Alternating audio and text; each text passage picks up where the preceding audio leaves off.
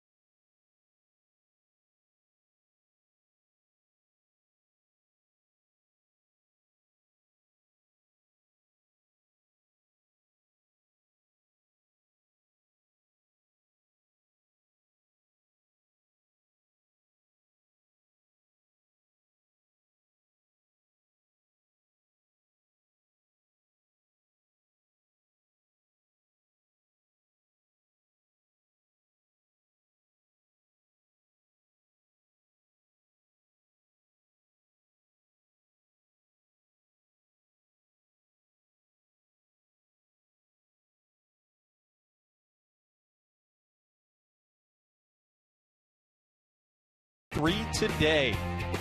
Dunkin' Donuts. America runs on Dunkin'.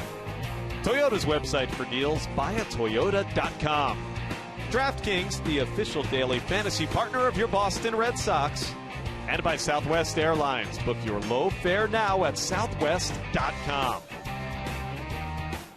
Sun is shining brightly here over the Big A as we get ready to begin a day-night doubleheader from Southern California. Earlier today, John Farrell made the announcement that gave some clarity to the catching situation for the Red Sox. And with more on that, let's check in with Garen Austin. Thanks, Josh. Manager John Farrell announced today that catcher Blake Swihart had been activated off the DL and that catcher Sandy Leon had been designated for assignment. Farrell said that this move was made to increase offense and pointed out that they still see Ryan Hannigan as their main catcher. We've recalled Blake and designated Sandy. We're trying to get an upgrade on offense to the total catching position. Sandy did an excellent job for us in the time that he was here, but with the choice of trying to get a little bit more offense, Blake is here. You know, at this point, Ryan would still be our lead catcher. You know, Blake is not going to be in a traditional backup mode where it's day game after night game or, you know, once every 7 days. But there's going to be more to it than that. But still, we all view Ryan as our lead catcher right now. And it is Hannigan who will catch Eduardo Rodriguez today. I would imagine we'll see Blake Swihart in the nightcap later on this evening. Well, today's weather has cleared up, and it's a gorgeous afternoon from what we had this weekend, Jerry. What a 180. Just a crazy, for this part of the country, crazy sequence of weather. This was yesterday. Even after Saturday night, we played here through some raindrops. It got even worse for the Sunday night scheduled game. Yeah, one of the problems last night is, it was eventually going to stop raining, but the field was not playable, and this field does not drain very well. It doesn't have to, so they finally made a decision after waiting quite some time that the field was unplayable, and that's why we're here today for the day-night doubleheader. Earlier this morning. Yeah, this morning they were out with a helicopter drying the outfield. That's how bad it was out there, so... Yeah, you see that a lot in the minor leagues, don't you, where you see him come in and try to dry the field, but it happens here in Anaheim because they don't see much rain out here. All hands on deck. The city lending a hand to the grounds crew here at Angel Stadium, and everything looks just about picture perfect as we get ready to go. The Red Sox lineup, it's brought to you by your Eastern Hyundai dealers. Betts, Pedroia, Bogarts in the first inning. Mike Napoli back in there today, as is Shane Victorino. Hector Santiago delivers the first pitch of the game. And we're underway with Mookie Betts leading things off. 1 ball and 1 strike on Betts. Hitless in the series. He's 0 for 8. The Red Sox as a team just 7 base hits over the 2 shutout losses on Friday and Saturday nights. Yeah, Santiago, too, another tough challenge for the Red Sox. He was named to the All-Star team. He did not pitch, but represented the Angels at the All-Star game. 271 average for Mookie, and he's behind. Now even at 2 balls and 2 strikes, I should say. Second start of the season for Santiago against the Red Sox. The Red Sox have had good success against him in 5 career games, 4 starts. He's 0-3 against Boston. In the air, first base side. And Crone runs out of room. We'll take a closer look at Mr. Santiago, the Angels starting pitcher, which is presented by your New England Nissan dealers. 27 years of age. A man who made his big league debut several years back with the White Sox, and this has been a career season. That 2.33 earned run average is currently 4th best in the American League. Pitching on 9 days of rest. You see the victory at Seattle in his last start before the All-Star break. He was a late addition to that American League All-Star team. In fact, Mike Scioscia, his manager, told him only the day before the break. 2-2. That stays alive.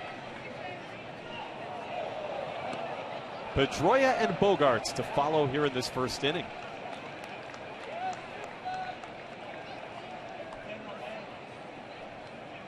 Santiago last year won 6 games for the Angels. That's low, it's 3-2. This season he was battling in spring training just to get a spot in the rotation. Opened the year the number 4 starter, and what do you know, for the Angels he's been their most consistent. Starts it with a strikeout. Fastball to get Mookie Betts. The Angels defense is brought to you by DraftKings. They're 9th in the American League with 51 errors on the season. David Freese will be at third base. Eric Ibar, the shortstop. Johnny Giavotella in second. And C.J. Crone, the first baseman. Left to right, Daniel Robertson, Mike Trout, and Cole Calhoun, and Chris Iannetta doing the catching for Santiago. Picking up right where the first 2 starting pitchers of the series for the Angels left off. Gets a strikeout. C.J. Wilson, 8 innings of scoreless ball on Friday. Then a complete game 2 hitter for Garrett Richards on Saturday night. So here's Pedroia. 1 ball and 1 strike. Today's umpires are brought to you by Buick. Experience the new Buick lineup during this year's Sign and Drive. See your local Buick dealer today. Late change in the umpire rotation moved Marvin Hudson behind the plate. Marcus Petillo at first base is a fill-in. 1 ball and 1 strike, or 2 balls and 1 strike, I should say. Crew chief Hunter Wendelstedt is at third with Bob Davidson at second.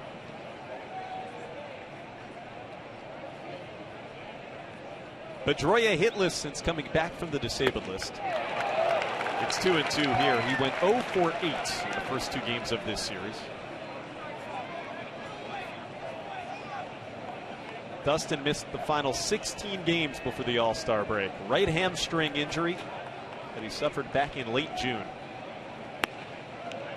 It's another full count. And he's still not 100%. I was talking with him yesterday in the hotel lobby, and he said he was very nervous in that first game back because he did feel a little bit of tightness in the air, and then he's got to be very careful. Something that could have kept him out 4 to 6 weeks, but of course he, being Dustin Pedroia, back earlier than expected, and I'm sure he'll get a rest in game 2 with this day-night doubleheader today. Pedroia sees another 3-2 pitch, and it's ball 4 to give the Red Sox a first inning base runner. Where available, this telecast can be heard in Spanish by selecting the SAP button on your television remote. Enjoy the game. Buenas tardes, amigos.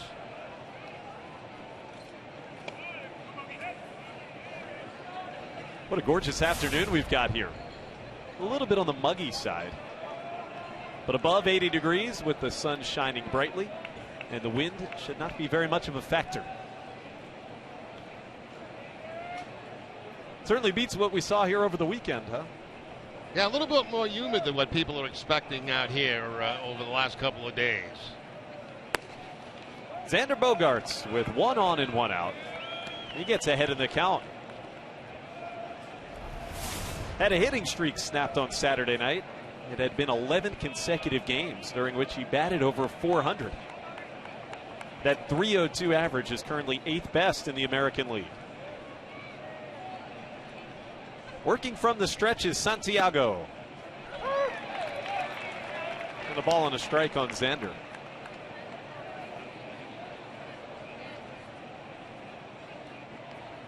Santiago acquired in a trade by the Angels. That was before the 2014 season. So it's his second year here with the Halos. And as I mentioned, he's become one of, if not their most consistent starters. 2-1. Mike Scioscia said when he got to tell Santiago that he had been named to the All-Star team, it was perhaps the most excited he ever was to get to tell one of his players that news. He's very happy for him, the guy who, again, came into the year somewhat unheralded.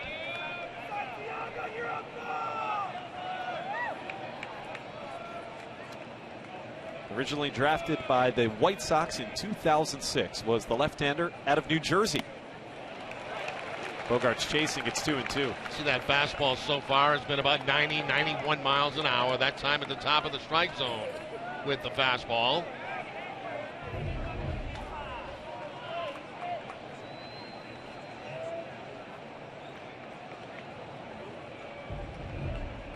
Up and out of the zone for strike 2. Pedroia leads from first.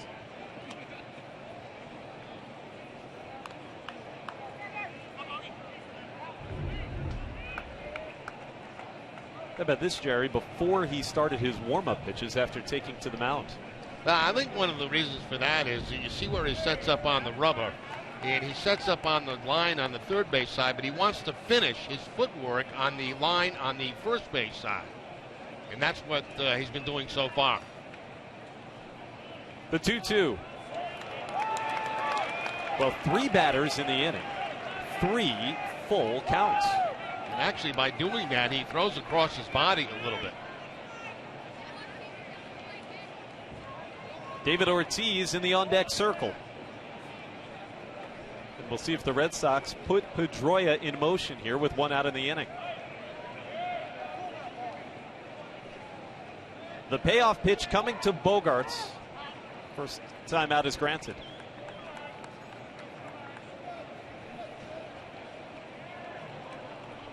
Because of the hamstring issue that you were alluding to, you wonder if they may be a little bit reticent to send Dustin here, put him in motion. He holds, and that one past the reach of Giavotella for a base hit. Pedroia to second on a line shot for Xander Bogaerts, and the Red Sox have a first inning threat. Now Bogarts is downface Santiago 6 times, and he's got 4 hits off of a line shot on a fastball that's out over the plate and up just a little bit. He takes it into center field for the base hit.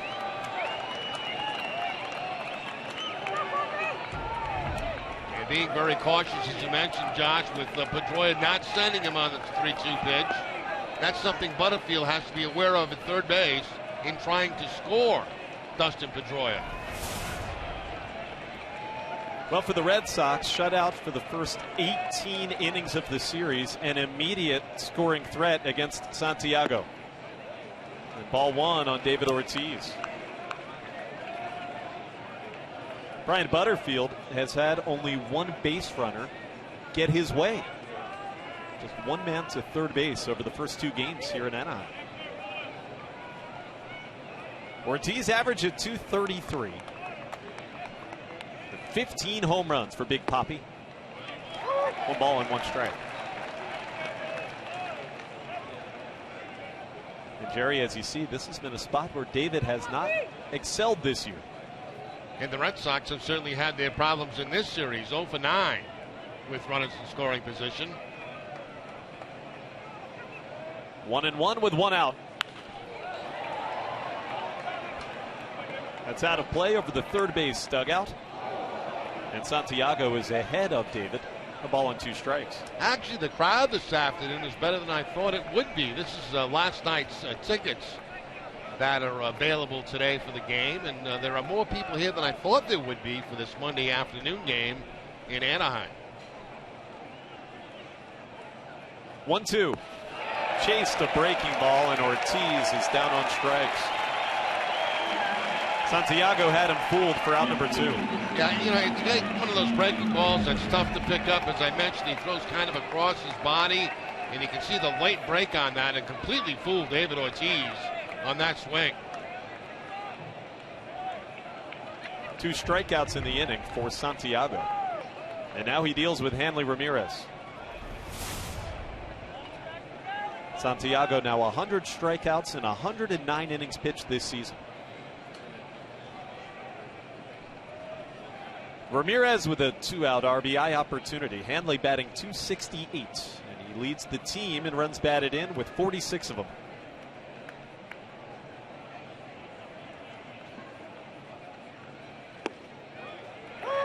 Inside corner, it's 0-1.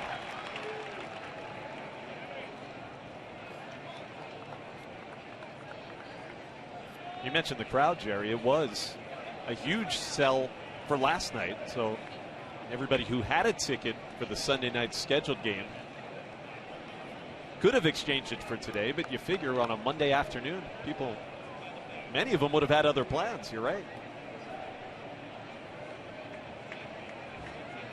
0-1 on Ramirez. High fastball, and it's 0-2.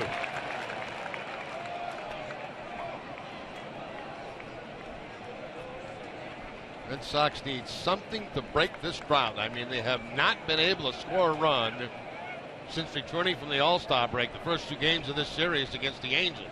They've been pitched very well. I'll give the Angels that. They've got to get on the board, get some confidence back offensively. Pedroia the man on second. Bogarts is at first base. And Ramirez behind in the count. Did not chase that high pitch. 1 ball and 2 strikes. Climbing the ladder against Ramirez that time, but this too far up the ladder for not even to be tempting for Hanley Ramirez. He starts at it, but not even close to swinging at it. Red Sox in those 2 games in which they did not score here went 7 out of 60. It's a 117 team batting average on Friday and Saturday nights. Already a hit and a walk in the first inning here today.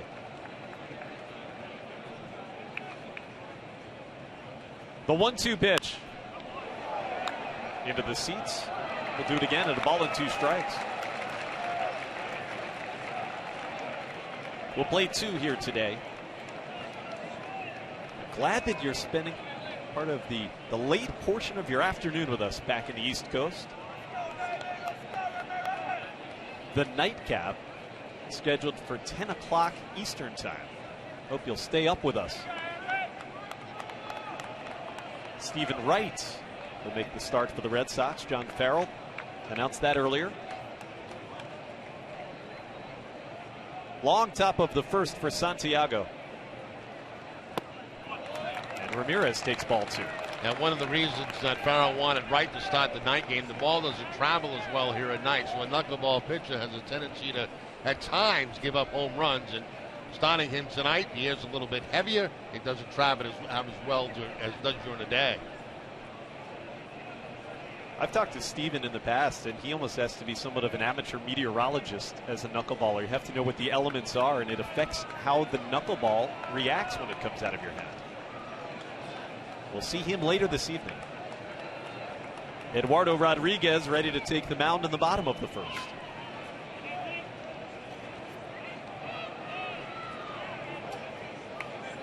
Well, Santiago laboring here in the first. This has been an inning that the Red Sox top 5 hitters have made him work. 2-2. Fastball caught Hanley looking. And Santiago strikes out the side to send us to the bottom of the first.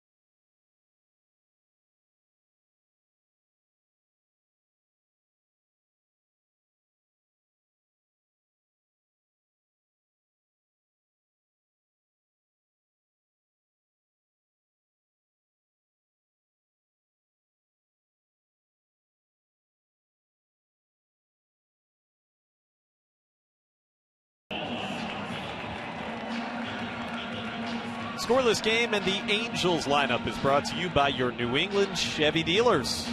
This is the exact same lineup that Mike Scioscia put out in Game 1 of the series on Friday night, with the big bats in the middle, Trout and Pujols. Some pop in the bottom of the order as well with David Freese and C.J. Cron. Chris Iannetta does the catching, and he bats 8th with Daniel Robertson hitting 9th. They will face the 22-year-old southpaw Eduardo Rodriguez. Here is Johnny Giavatella.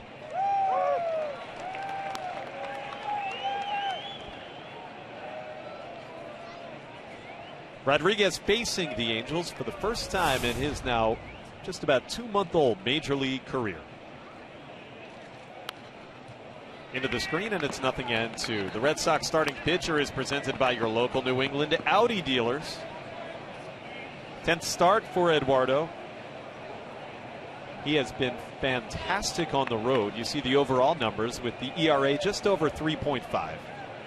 And pitching on 8 days rest since that win against the Yankees on July the 11th. 0-2.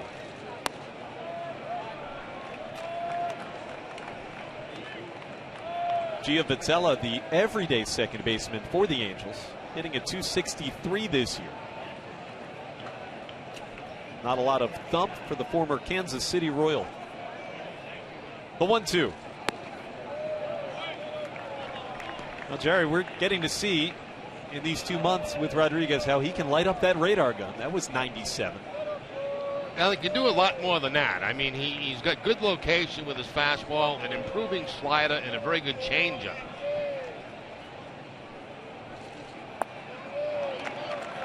That's the changeup that time that he leaves up and out of the zone. And what's scaring me a little bit here early is, again, he's dipping his head on his off-speed pitches. Watch his head go down right there, and then here comes the off-speed pitch. That's a habit that he's got to get out of. Full count to Giavotella. And he lost him. Rodriguez was ahead in the count and ends up throwing ball 4. The Red Sox defense is brought to you by Southwest Airlines, and they are 8th in the league with 52 errors on the season. Pablo Sandoval will be at third base, Xander Bogaerts the shortstop, Dustin Pedroia in second, Mike Napoli the first baseman, left to right, Hanley Ramirez, Mookie Betts, and Shane Victorino, and Ryan Hannigan doing the catching for Rodriguez. The leadoff man aboard for the Angels, and here comes the man who's been their most prolific hitter in the series, Cole Calhoun. So Rodriguez has to deal with an immediate threat. Timeout called by Hannigan after that miss. He's going to go out and have a word with Eduardo.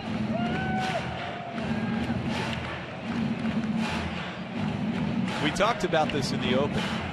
Ever since the game against the Orioles, in which it became apparent that he was tipping pitches, gave up 7 runs on the 25th of June. Eddie seemingly correcting the issue to a large extent. Yeah, he did.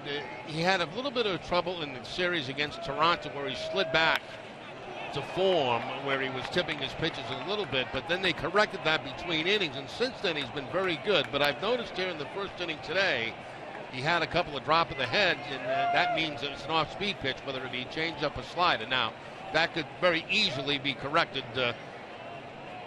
immediately, because if they tell him he's doing it, you know, obviously he changes it right away. But it's a tough habit to break. You see the overall numbers for Cole Calhoun. He homered twice on Saturday night off of Rick Porcello. Rodriguez gets the corner. It's 1-2. Yeah, breaking ball that time, the slider, and that time he did not tip that pitch. He was looking straight ahead and never did dip his head. And there's the slider to the outside part of the plate. Very good pitch by Rodriguez. 1 ball and 2 strikes. That's in the left, and a play for Hanley Ramirez in front of the warning track. Rodriguez gets out number 1. Number 27.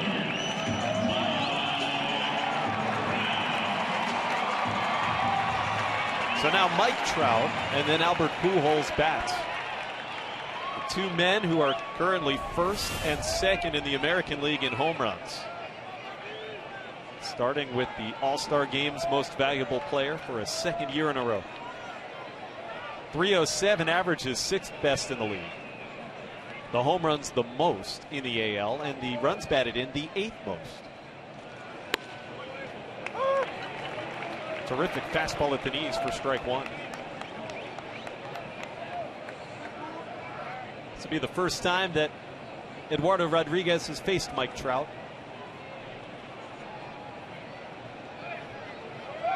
Giavotella leads from first.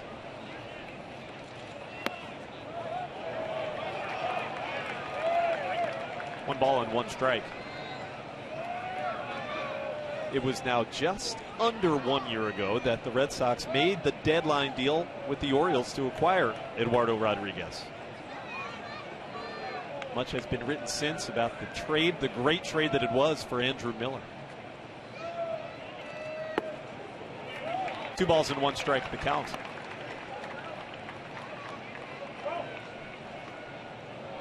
In those 3 starts, since the rough outing against the Orioles, Rodriguez 2-0 with a 2.08 earned run average, just 4 runs in over 17 innings.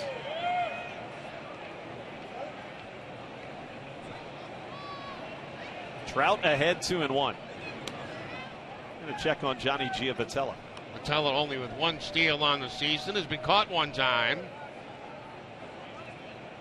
Tough to run in front of guys like Trout and Pujols and guys that can hit the ball out of the ballpark. Just 23 years of age, Mike Trout. Rodriguez 2-1.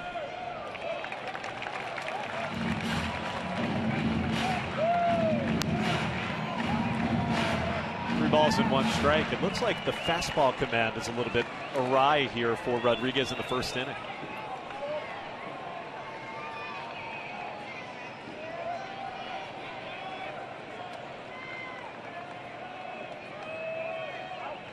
So then do the Red Sox give in to Trout here on a 3-1 count? They did. He fouled it out of play. Full count. He's got that kind of fastball that he can challenge people. I mean, 95, 96 miles an hour. He comes right after Trout with the fastball, and Trout fouls it off. Dangerous spot, though, against a guy like Mike Trout. Sure.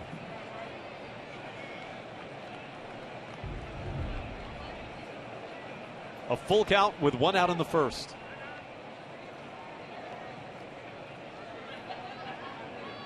Trout in the series just 1 for 8. The one was a huge one, though. Walk off in the 9th inning, home run on Friday. Rodriguez checking over at first base, wondering if Giavotella might be in motion.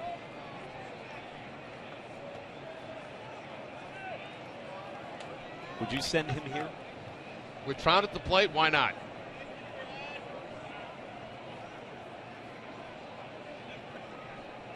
Three balls and 2 strikes. Ball 4 inside on the fastball. A couple of free passes in the inning. And there are 2 aboard for Albert Pujols. That's interesting, you know, because it was basically fastballs that he threw to Trout and that at bat. Fastball to start him off on the very first pitch. And then he goes to a changeup away. And then after that, 4 straight fastballs to Trout, and eventually loses them on an inside fastball. Right there. Very dangerous to keep the same pattern against a guy like Mike Trout with, staying with that fastball. But he did that time and eventually walked him. And now Eduardo has to deal with Albert Pujols. 26 home runs, second most in the league. Foul caught a piece of Hannigan. It's 0-1.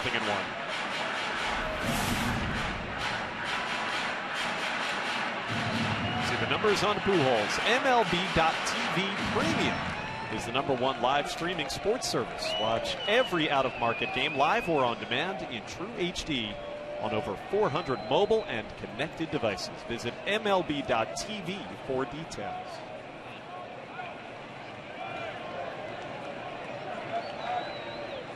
Each pitcher has given up 2 first-inning base runners. Hector Santiago escaped his jam unscathed. Pujols to third.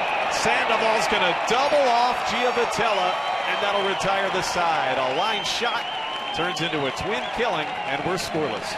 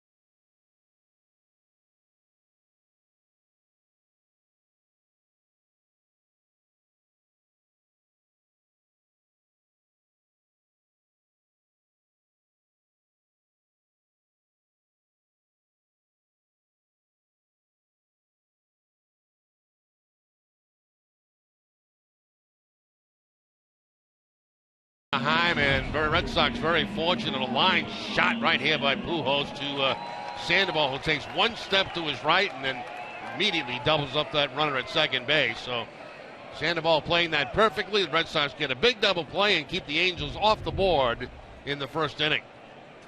And you get the feeling that could be big for Eduardo Rodriguez, who did look a little shaky there. Well, hopefully it'll settle him down, because he was a little erratic in the first inning, and then gets the line drive. Ball hit very hard, but fortunately right at Sandoval. Speaking of, here is Pablo leading off here in the second. Napoli and Victorino to follow. Pablo hitting .267. Ball on a strike from Santiago, who struck out the side in the first. He got Betts, Ortiz, and Hanley Ramirez. Out of play, 1 ball, 2 strikes. Continuing the Pedro Hall of Fame festivities, the Red Sox will be celebrating Dominican Night at Fenway Park coming up on July 29th.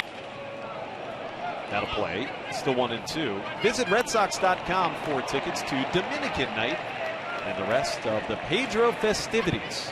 Check it out today. Jerry will be talking a lot about Pedro's upcoming Hall of Fame weekend throughout the rest of the trip. Sandoval stays alive. David Ortiz was talking about that this morning in the Red Sox clubhouse, and saying that he and Juan Marichal, the only 2 players from the Dominican Republic in the Baseball Hall of Fame. Another 1-2. Another foul ball.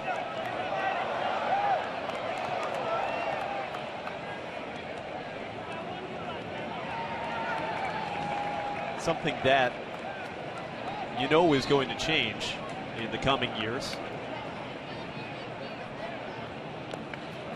2 balls and 2 strikes. The amount of players, and great players, that have come from the Dominican over the last couple of decades. That country's become a baseball hotbed. Fastball caught. Sandoval looking. Great pitch by Hector Santiago. Well, already 4 strikeouts on the day for Santiago, as he wanted to go away with that fastball, but it stays middle.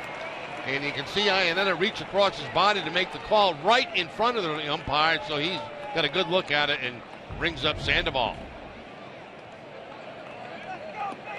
Similar pitch that froze Hanley Ramirez to end the first. 1 out, and Mike Napoli. Man who's been an Angels killer over the course of his career, hitting below the Mendoza line this season. Very well against the Angels, and he's got this pitcher, Jerry, Hector Santiago, in his book. That ball is straight away center field back at Fenway Park, and the center field bleachers on a fastball, that time from Santiago. Strikes him out this time, though, with a fastball inside. 3 pitches. And the 5th strikeout.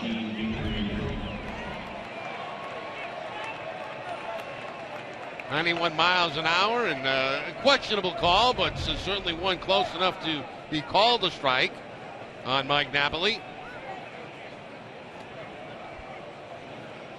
Every out that Hector Santiago has recorded thus far has been via the strikeout. And he gets ahead of Shane Victorino with 2 gone.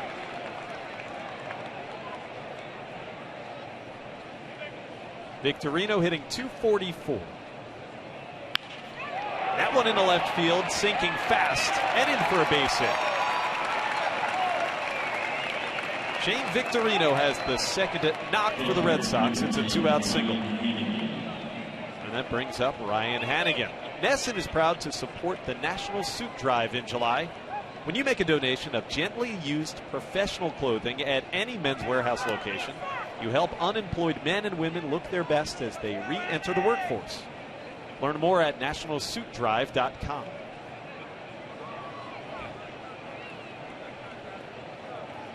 Victorino continues to hit well when he's been in there. Second hit of this series, and now here's Hannigan.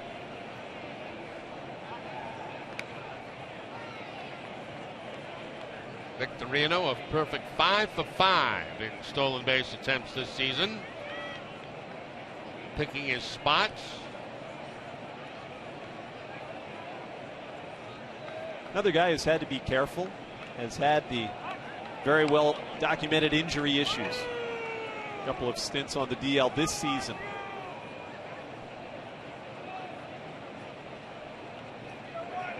Hannigan 0 for 5 in the series. He did walk once over those first 2 games. He's caught all 3 games in the set here in Anaheim thus far. Turns around back to the home plate umpire Marvin Hudson after strike 1. Yeah, questioning that pitch. He thought that ball was up and away.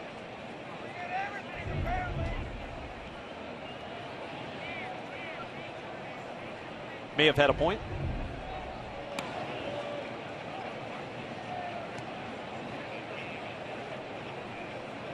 There's always that delicate balance, Jerry, isn't there, when a catcher is batting?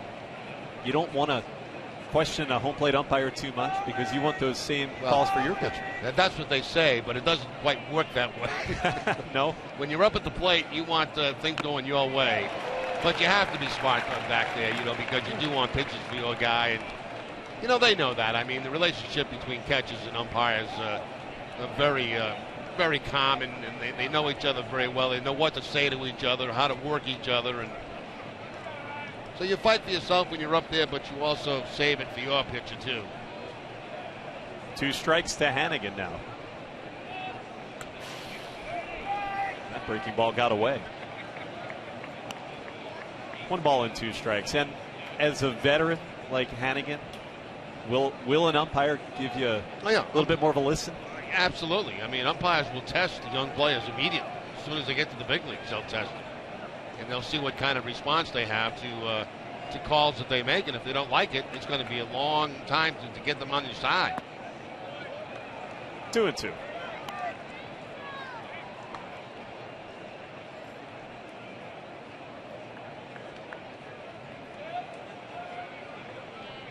Top of the order, and Mookie Betts waiting for a chance here in the 2nd inning.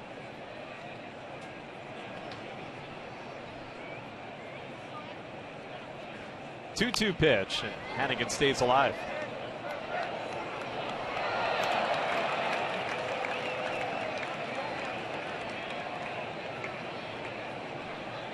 Team is 15-11 when Ryan Hannigan starts this year.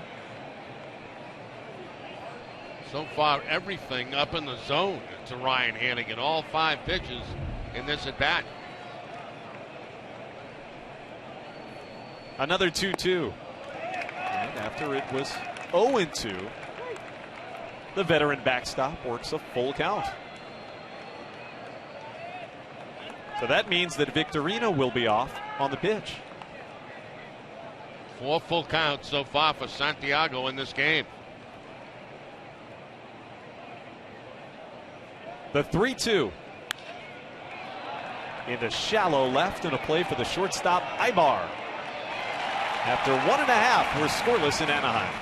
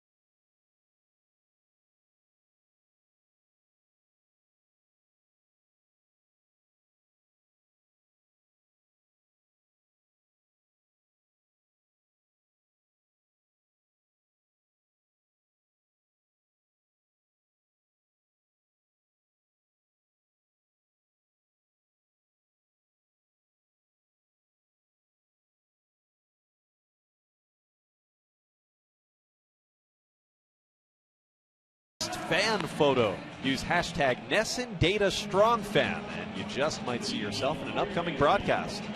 Tweet your photos now. Brought to you by T-Mobile. Eduardo Rodriguez goes back to the hill. He walked a couple of batters in that first inning and was able to escape without giving up any runs after a double play. Eric Ibar, David Freese, and C.J. Cron due up for the Angels. And Ibar, one of the hotter hitters of the league. Look at ball one. 282 average for the veteran shortstop, 31-year-old Eric Ibar. It's close to 400, though, over the past few weeks. Eduardo Rodriguez changeup, Jerry, it's harder than most pitches changeups. It is. You know, his velocity on it can be as high as 88, sometimes 89 with the changeup. That's into left field, a base hit for Ibar. Leadoff single. Second inning in a row that the Angels have the first man on base. He tried to double up on the changeup that time to Ibar, and Ibar was ready for it the second pitch. Second changeup's got to stay upstairs in the zone, and Ibar gets on top of it for the line drive to left field. And now David Freese, former Cardinal, comes in with a batting average just at 240 this year. That's in a shallow right.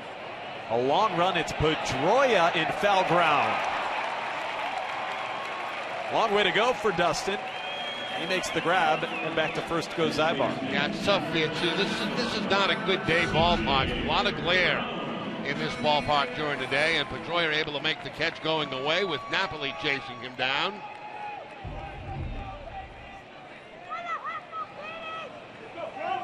He may have been the only person that could get to that ball.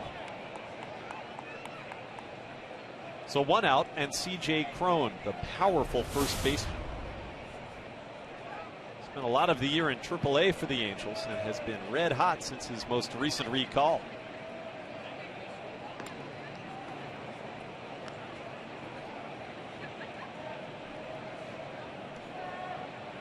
Ibar always a very good base runner. This year you see the 6 steals.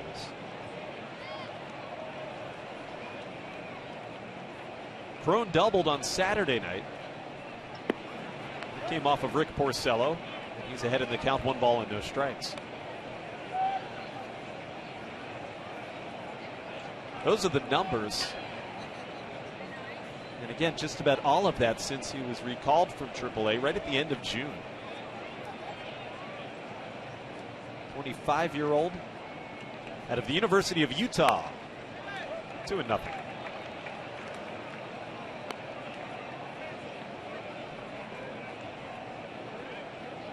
You were talking about Rodriguez changeup. One of the things that he has said that improved his game so much since the trade from Baltimore is the Red Sox embraced his faster changeup. It's away. It's 3-0. He said when he was in the Orioles organization, they wanted more of a discrepancy in velocity between the fastball and the change. And that's what most people would like to have. I mean, the ideal changeup would be a Pedro Martinez changeup, but not everybody can do that.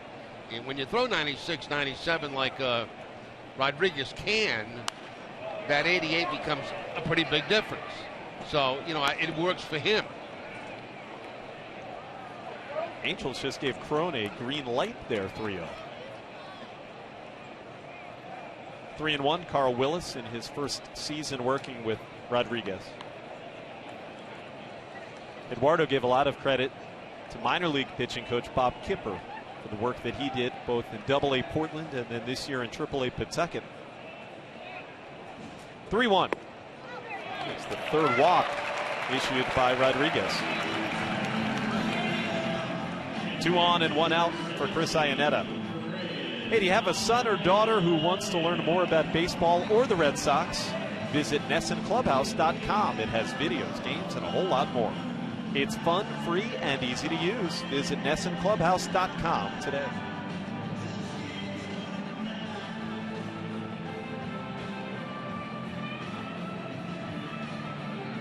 Now 3 walks for Rodriguez at this stage of the game. Ties his season high. He's done it a few times this year. 3 walks in a start. Iannetta having a tough season with the bat. 32-year-old veteran. 2 on and 1 out.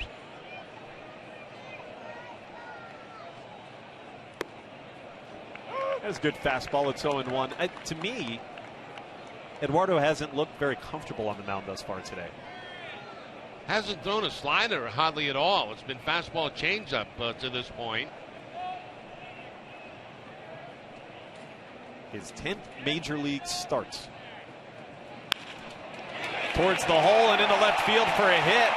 Here comes Ibar around third, and Ramirez will not make a throw. Chris Iannetta has the run-scoring single that puts the Angels in front 1-0.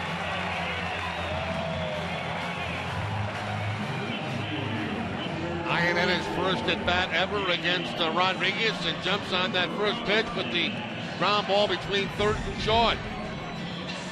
They try to go inside with the fastball. They do get it inside corner. Second pitch of the at bat. And Iannetta finds that the top spin ground ball between third and short for the base hit. No chance for Ramirez to throw out Ibar at home plate. 2 hits and a walk in the inning.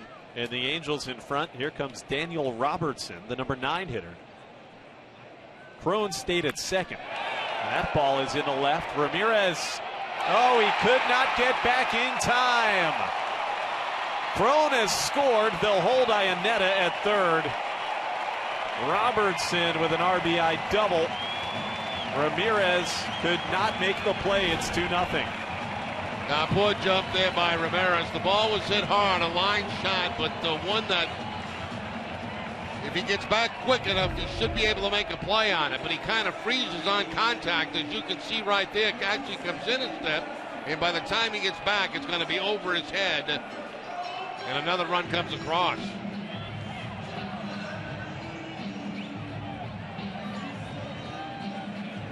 Carl Willis is out to visit with Eduardo Rodriguez.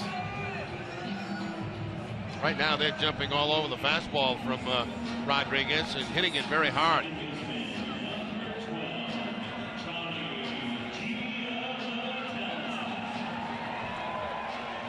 Red Sox early in the game, down by 2. Will have to play the infield in here with 1 out. For Robertson, that was only his 4th run batted in. And now at the top of the order, here's Giavotella. They are still on second and third base. That one into center for a hit. 1 run has scored. Right behind Iannetta comes Robertson to the plate. Johnny Giavotella delivers a 2-run single. It is suddenly 4-0 Angels. A big second inning against Rodriguez. That looked to be the changeup that time, and the changeup at about 90 miles an hour. And Giavotella jumps all over it for the line drive to center field.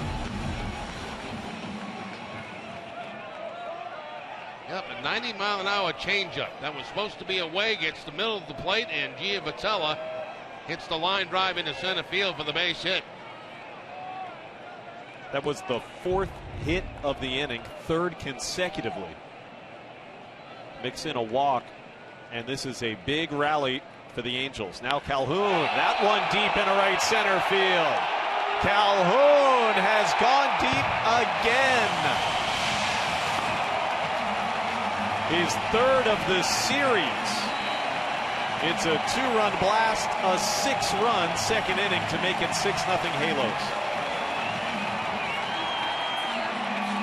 Has it narrowed in this series, whether it's right-handed, left-handed, that Calhoun is hitting everybody.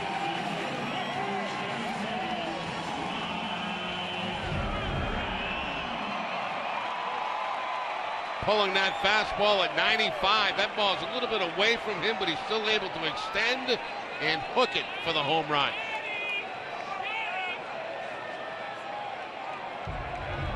Now Trout, bases empty.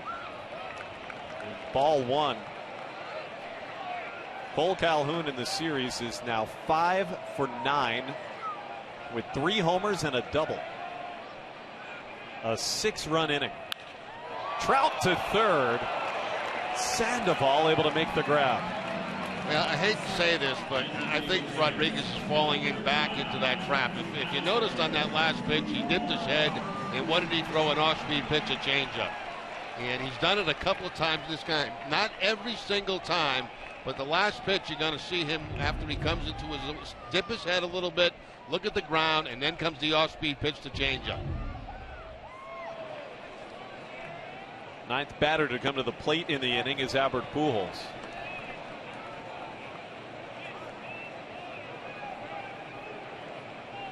He lined into a double play back in the first. His contact has been loud. And there's another one. Pujols. Forget about it in left field. Albert Pujols with his 27th. The Angels have hung a 7 spot here in the second inning. Well, he did it again. He dropped his head and he threw an off-speed pitch. And this time it's out of the windup. The last few times it's been out of the windup that he's done it. And they're just having too good a swings, like they know what's coming. That's going to be it for Rodriguez, Jerry. Now watch him look down toward the ground right there, and here comes the off-speed pitch. And look what the pitch is. It's down below the strike zone.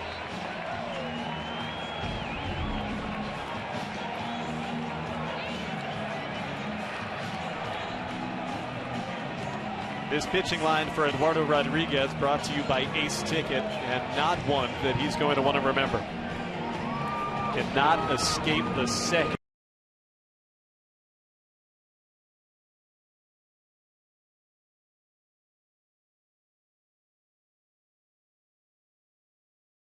Angeles Angels lead. Jerry, we've talked a lot about the work that Eduardo's done with John Farrell and Carl Willis to try to break that habit.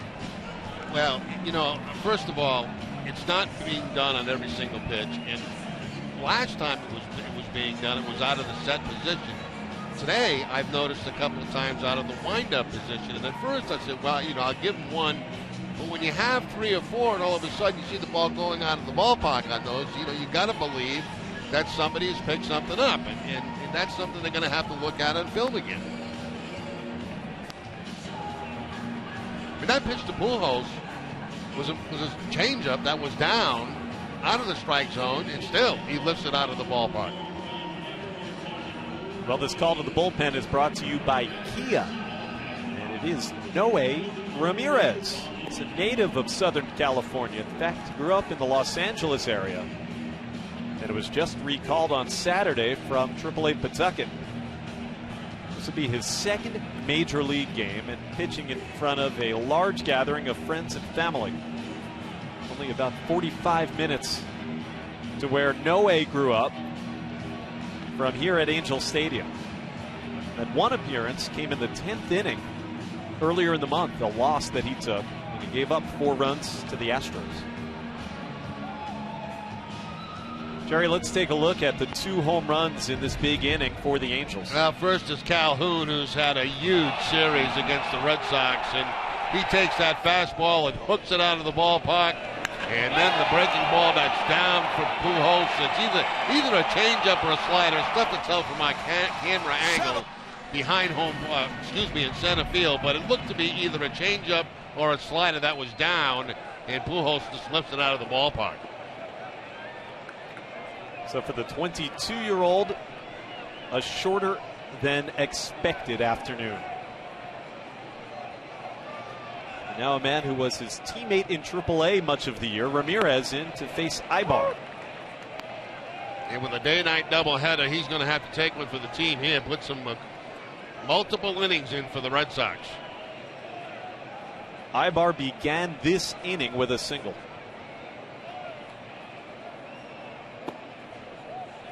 Understand with Pawtucket this year, the most pitches he threw in a game was 61. They're going to need 61 of those today.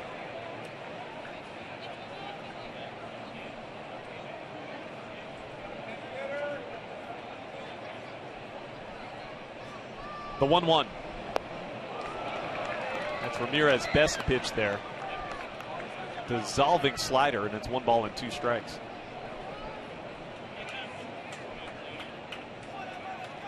The success that Noe Ramirez has had has come in large part to a very deceptive arm angle. Slot almost 3/4 on the delivery. Ibar into shallow right. Victorino battling the sun, and the inning finally comes to an end. It's 7-0 Los Angeles.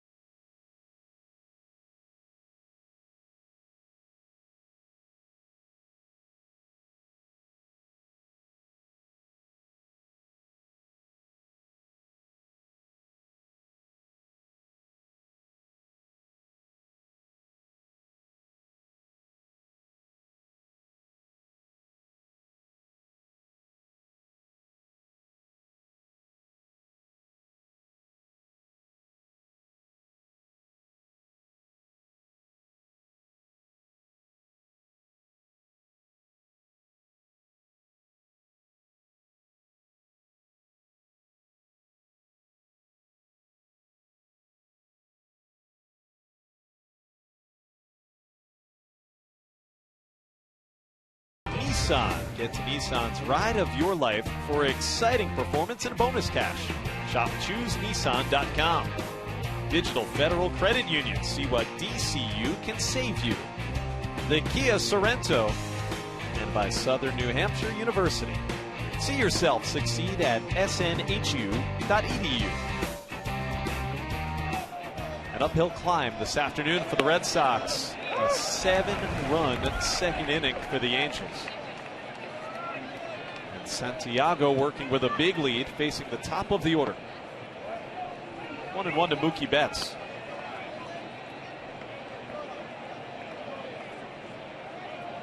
The all-star left-hander Santiago, the recipient of all that offense.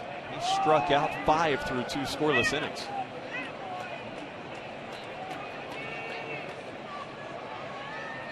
Betts a strikeout victim his first time. Called a strike, it's 2-2.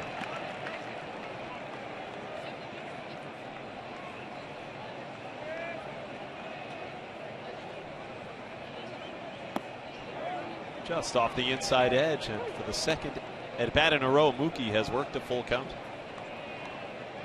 I guess the good news, Jerry, even though the Red Sox have not scored yet, they really have battled Santiago well. That one hit deep into left center field. Robertson at the track.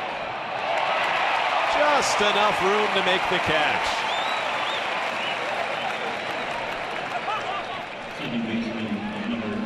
Mookie Betts just missed a home run. Now the ball travels much better daytime to nighttime here at Anaheim Stadium, and you can see that ball going back toward the wall, but it's a big ballpark. And Daniel Robinson back there to make the play on Mookie Betts. Sounded good off the bat. Pedroia looks at strike one.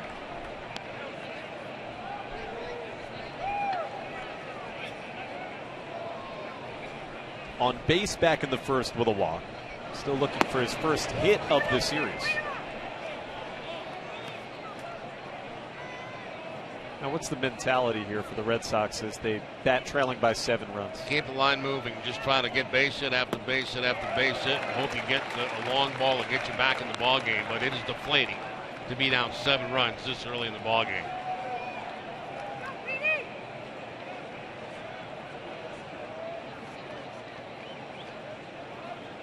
It took 8 pitches for them to get 7 runs. That's incredible. Wow.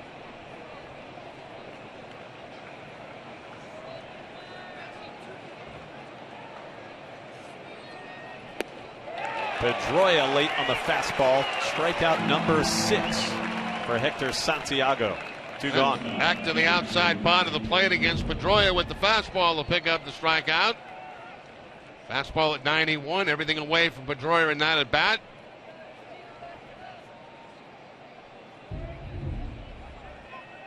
You go back to last inning. Iannetta, Robertson, and Giovitella. Consecutive RBI base hits. And then you had the big blasts, home runs from Calhoun and Pujols. As you said, within 8 pitches of one another. Bogarts to short. Eric Ibar. A 1-2-3 inning for Santiago. 7-0 Halos.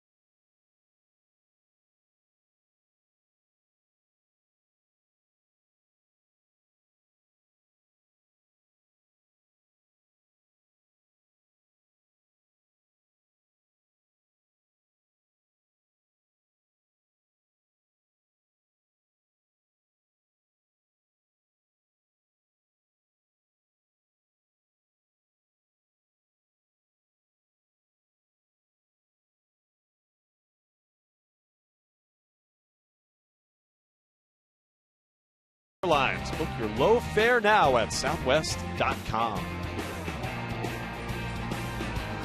In long relief is the right-hander Noe Ramirez.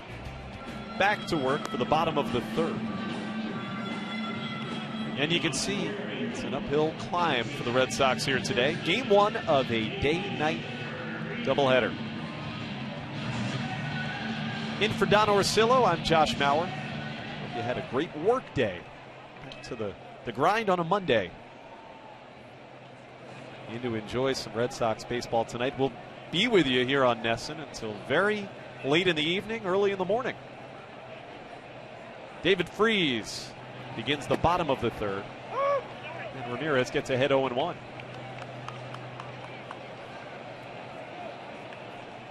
Jerry Remy alongside. Thanks for being with us. Freese popped out his first time. That one hit into a similar spot. This will be a play for Victorino at foul ground. He's got a couple of those, Jerry, where you can tell he's really fighting this sky. Yeah, no fun out there today. You know, bright skies here, the sun's out. And it's, as I said, a very difficult day ballpark. And you can see that Victorino's struggling a couple of times on pop-up. He's got the sunglasses up. He wanted to put that right hand up to kind of block the sun also, but he's able to make the catch and pick up the first out of the inning. Now C.J. Cron walked and scored in the 7-run rally last inning.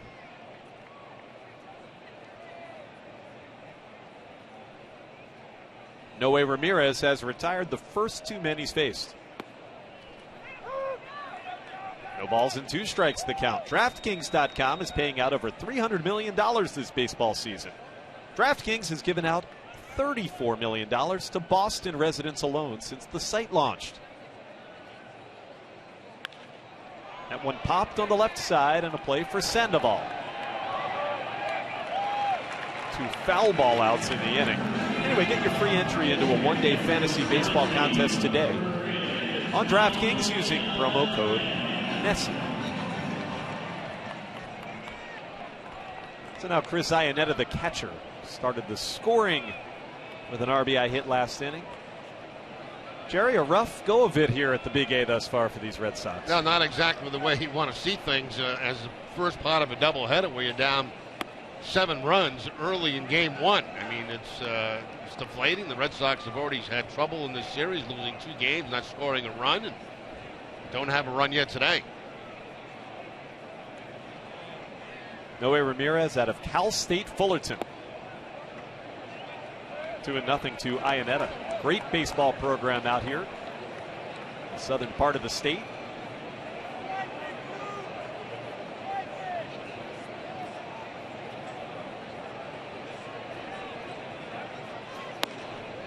Three balls and no strikes, and those 2 men you looked at, John Farrell and pitching coach Carl Willis, maybe asking Noe to go a long way.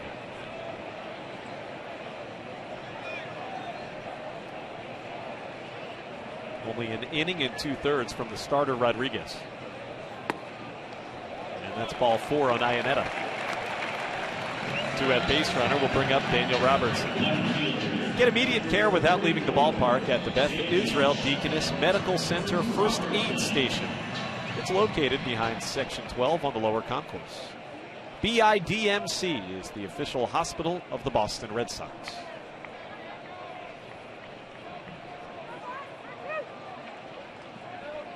Robertson doubled. It was a ball that was perhaps misplayed by Ramirez in left. Drove in a run last inning.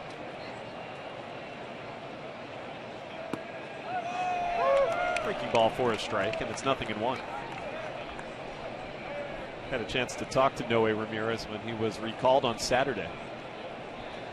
He seemed somewhat in disbelief of the whole situation. Not only coming up to the big leagues for just the 2nd time in his young career, but to do it in his home area. 0-2.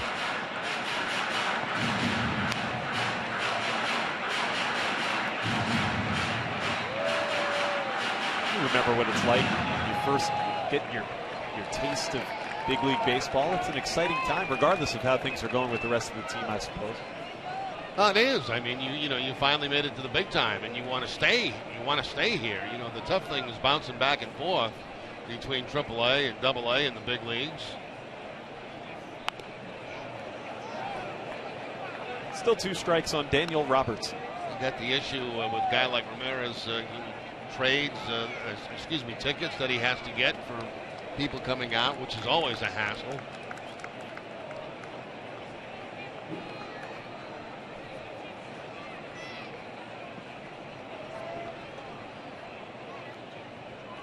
Fourth-round draft choice in 2011 was the 25-year-old. Pop to first and Napoli. That is 3 foul ball outs in the inning for Noe Ramirez.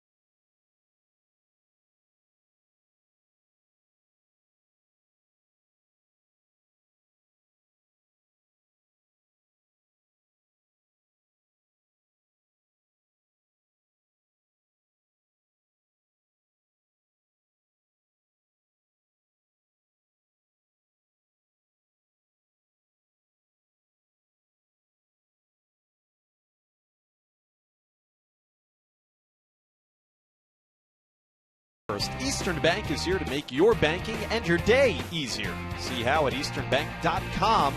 Here, your first, Eastern Bank. On to the fourth. When are the Red Sox going to score? 7-0. David Ortiz, a check swing, and what do you know? It finds a spot. Base hit for Ortiz against Santiago. He's got a smile, and Jerry, maybe that'll turn things around. I got a long way to go, but you got to start someplace. And David Ortiz with that base hit, almost a check swing base hit. He wanted to hold up on that, it looked like, but he still makes contact and drops it into the center field in front of Trout for the hit. Not the way he drew it up. Red Sox have their third hit against the left-hander, and now here's Ramirez.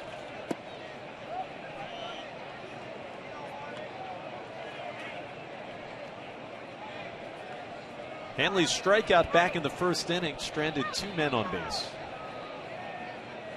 If you update it, it's now 21 innings in the series for Angel pitching without allowing a run.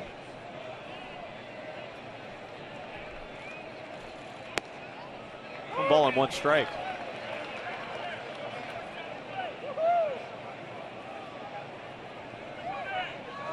Red Sox have had better at-bats thus far in this game, I think you'd say, than we saw on Friday and Saturday. I would agree with that.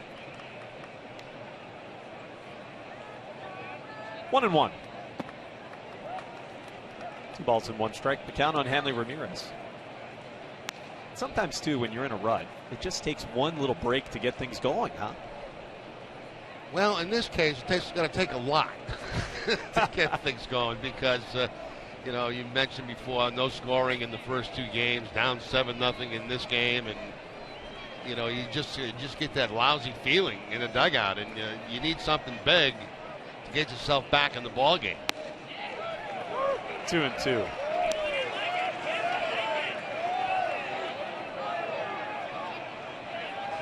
Well, Hanley didn't like the last call. We'll see where the pitch was. Inside corner. That's one that's called on him quite often, as they like to throw him fastballs inside.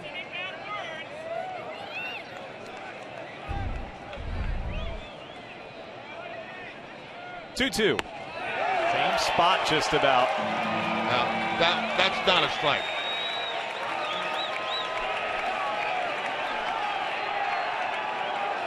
The one before was certainly questionable. That one was inside, and that may be a little payback for complaining about the pitch before. See the pitch before, the previous pitch. That's the one that Ramirez didn't like. Now that's probably a strike. This one comes way inside, and Hudson couldn't wait to ring him up. Sandoval rips it through the right side.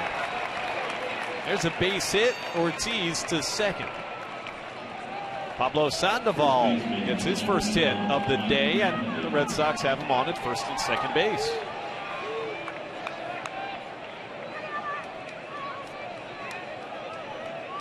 And here comes Mike Napoli.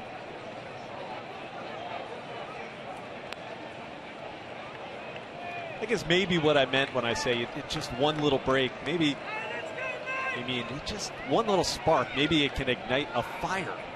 It's out there. The one person that gets the first run batted in. Could be a watershed, you wonder. Napoli struck out his first time up.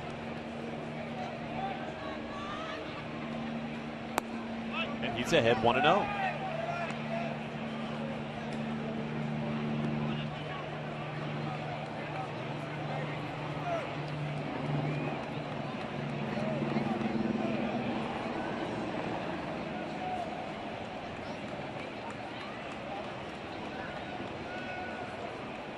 Santiago has had to work hard. 1-1. You see up over 70 pitches as he works here on a hot afternoon in the fourth.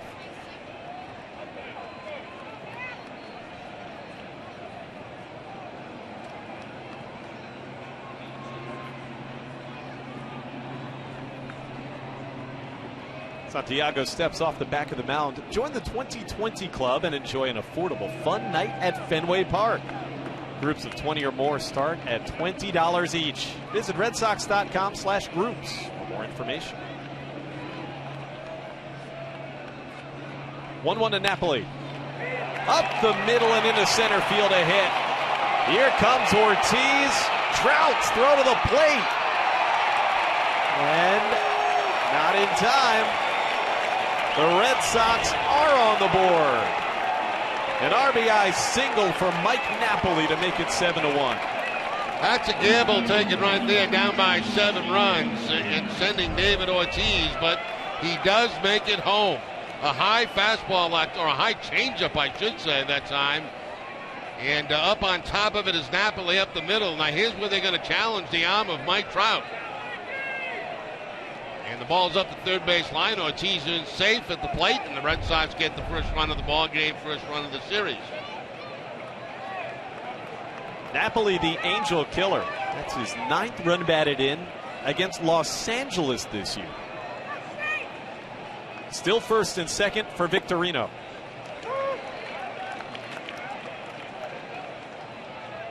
Shane singled into left field his first time. Overall for Napoli, that's 31 runs batted in. Into the screen, it's 0-2.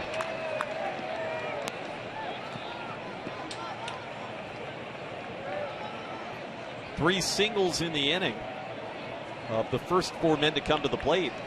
Now 5 base hits in the contest against Hector Santiago.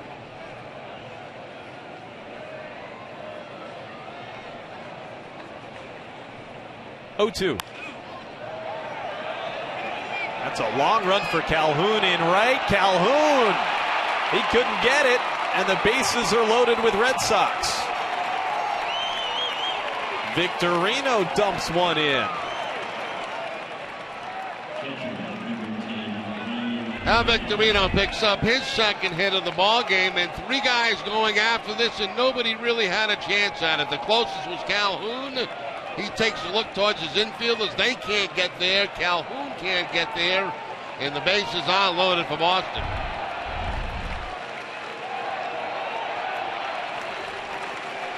Here comes Mike Butcher, the Angels pitching coach. He's visiting with Hector Santiago.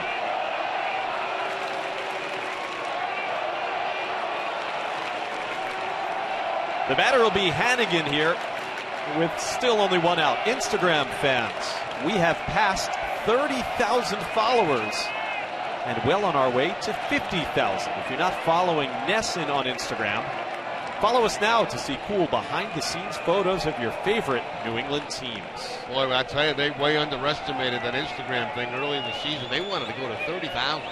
I said, no. Put the goal at 50,000, and they're going to get there. They're at 40 now. Yeah, reach high.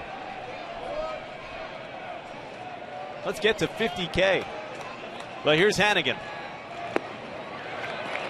Strike 1 from Santiago. Ryan popped to short his first time. You can see a very good bases loaded hitter over the course of his career.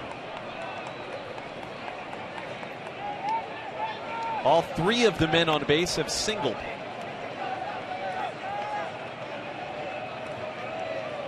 And just 1 out here in the 4th.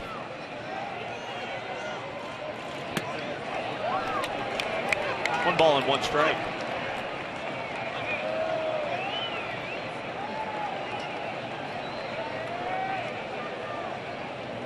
The Angels scored 7 in the 2nd inning and knocked Eduardo Rodriguez from the game. Red Sox finally onto the scoreboard here in the 4th and looking for much more. The 1-1. Out of play, 1 ball, 2 strikes.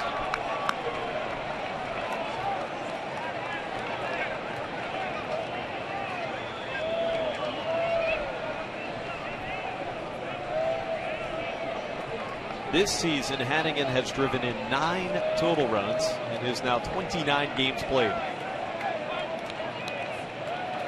This is 10th game since being activated from the disabled list at the beginning of the month. With the fracture in his hand that he suffered right at the beginning of May, kept him out 2 months. The 1-2 over the screen. 1 ball, 2 strikes it holds.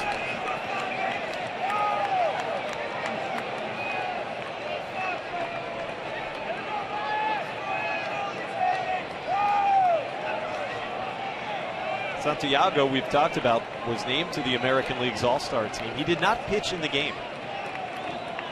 Ned Yost never found occasion to use him. He's pitching on 9 full days of rest.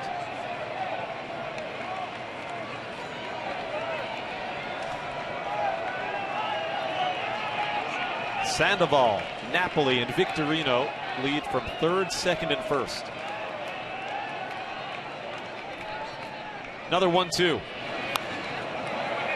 foul ball by Ryan Hanigan. He got away with one there, too. A hanging breaking ball that time that stayed up in the zone, and Hanigan fouling it off.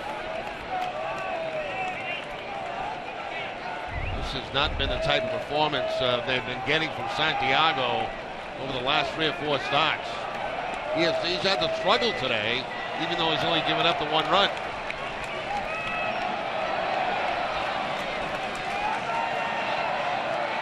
Santiago has allowed 1 run or fewer in 11 of his first 17 starts this year.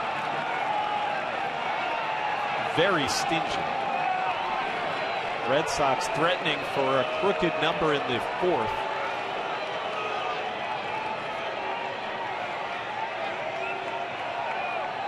Still 1 ball and 2 strikes on the catcher Ryan Hanigan. Fastball away. It's 2-2.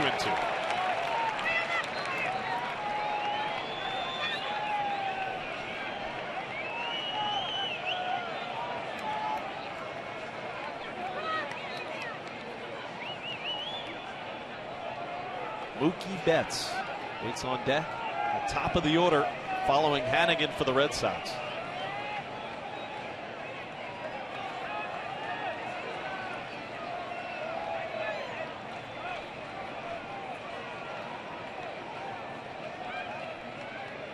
Now a 2-2 pitch from Santiago.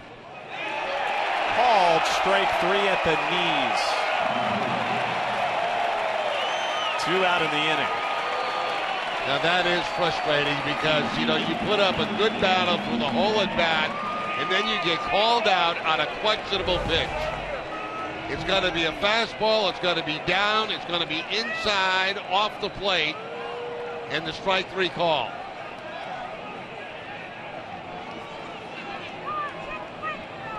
Amica Pitch Zone brought to you by Amica Insurance. Great service, great coverage, and a great price for auto, home, or life insurance.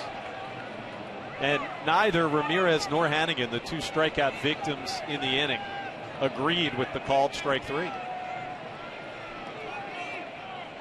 So now it's 2 out for Betts. A breaking ball, a curve, 0-1.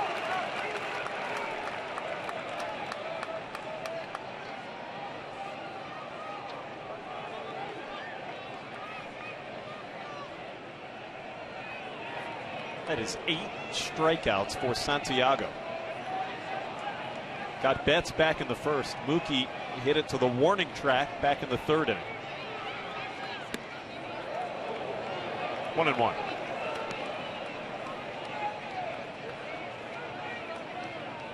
One of the hotter hitters in the American League heading into the All-Star break was Betts, who's now 0 for 10 thus far here in Anaheim.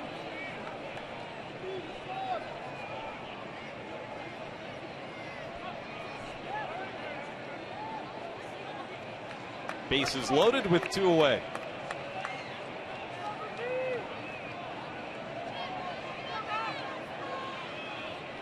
Not a big sample size, but productive with the sacks packed in his short career. 1-1 pitch. Close, but ball 2.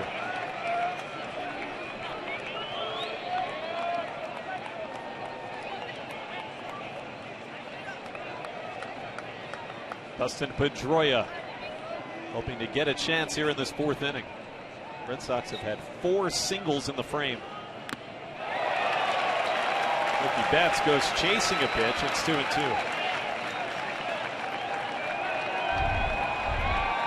Ball outside that time to Mookie Betts, but he can't stay off it. Almost like he was looking for something in. Got surprised by the pitch away.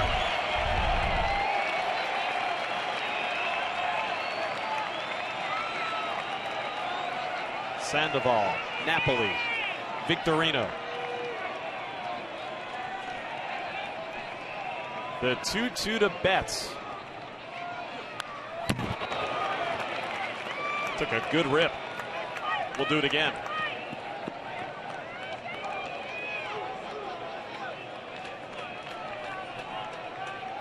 These are spots where, even for a young guy, Betts seems to be so advanced. Hard to put him away with a couple of strikes.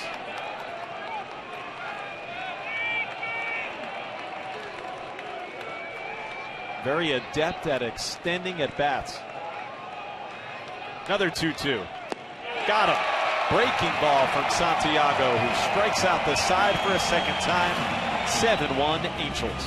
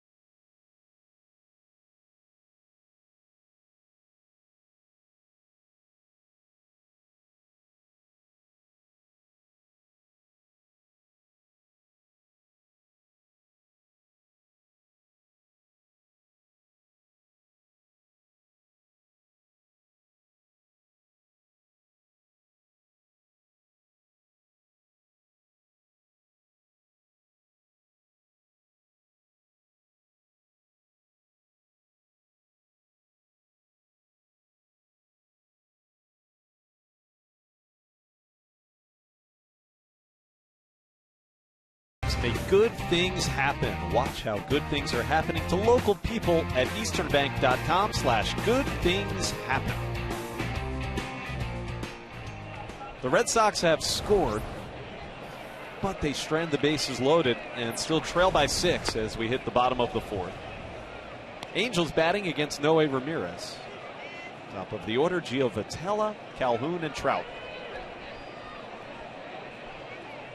A 2-run single for Giovitella back in that 7-run second. 2-0.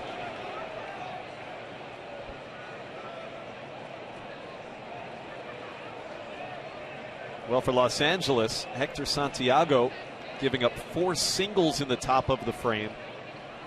Some huge strikeouts, though, of Hannigan and Betts to strand the bases loaded after the Red Sox had scored.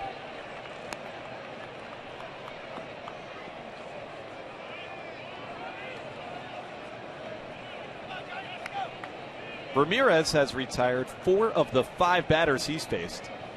Entered the game with 2 out in the 2nd inning. Off the fists and a play for, it's going to be Ramirez. The pitcher. 1 out. Do you prefer watching videos instead of reading your sports news? Well, be sure to subscribe to NESN on YouTube to keep up with all the latest news about the Red Sox, Bruins, Patriots, Celtics, and beyond. Visit youtube.com/NESN today.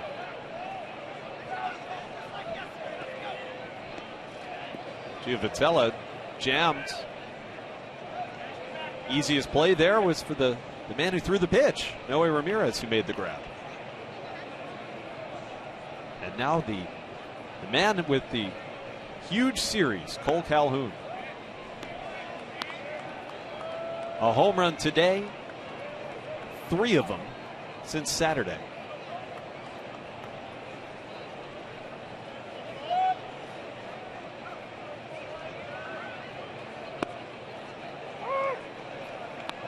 A ball and a strike on Calhoun.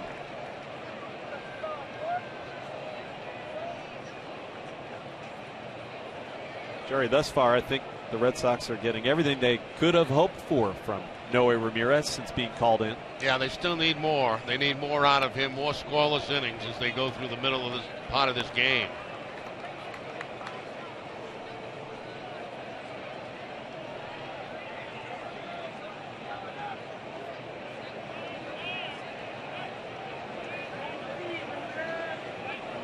You talked about the tickets that you have to deal with when you're pitching in your hometown.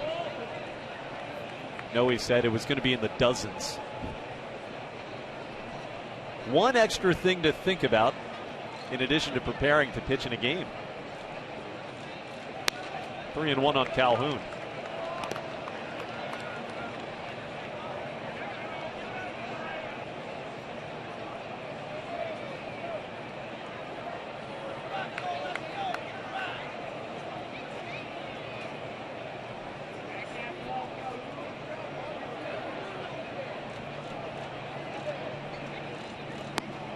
Ball 4 is away. Second walk by Ramirez. Calhoun on base for a second time in this game.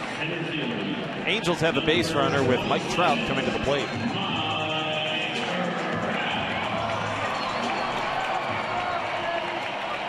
For every Red Sox game that goes into extra innings, or if the Sox get a save, CVS Pharmacy will make a donation to Children's Hospital towards a $25,000 commitment once again this season. CVS Pharmacy is the official pharmacy of the Boston Red Sox. Trout has walked and lined to third. 0-1 the count.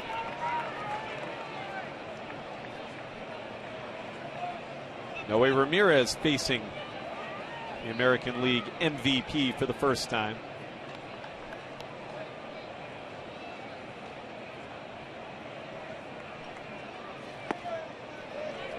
A little bit inside, 1-1.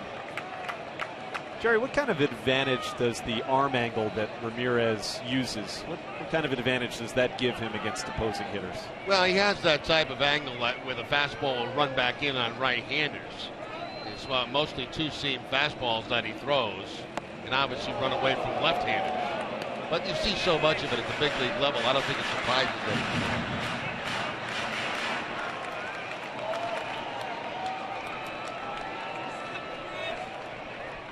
2-1 to Trout. A healthy lead for Calhoun off of first. 7-1 game. That's foul past third. Gary DiSarcina coaching third base for the Angels.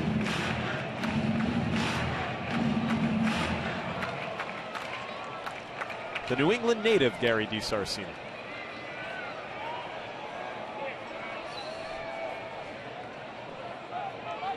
A couple of years ago, managed the Pawtucket Red Sox to a International League Finals appearance. 2-2. Trout takes a called third strike. A fastball from Noe Ramirez.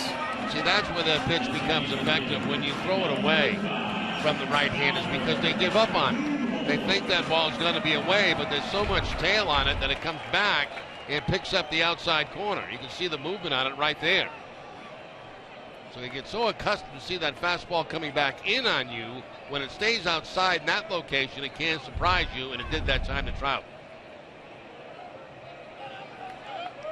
Sox pitching has done a very good job on Trout in the series. He's now just 1 out of 10. Now Pujols.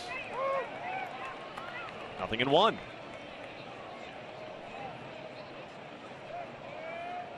His home run capped the 7-run rally for the Angels in the second, and it knocked Eduardo Rodriguez from the game.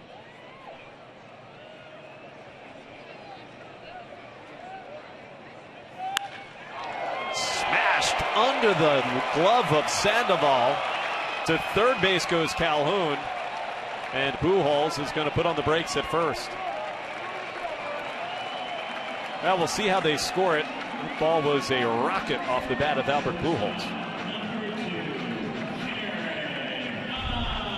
Take one more look at it. Pujols getting that fastball out over the plate and just rocking it down to third base. Now let's see if Sandoval had a chance to make a play on that. Oh, the glove got down there real late.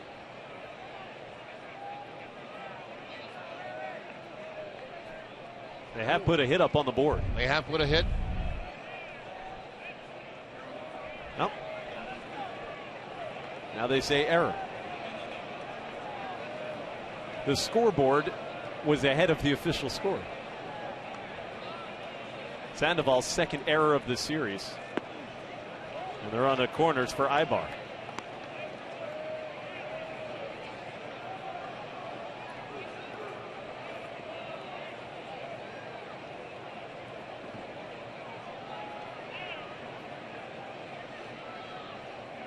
Ibar flew out against Ramirez back in the second. He's also singled.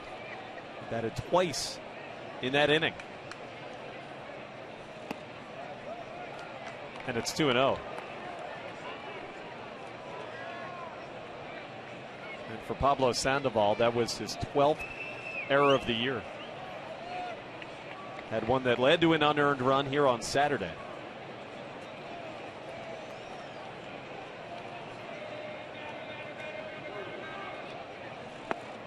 Two balls and a strike on Eric Ibar.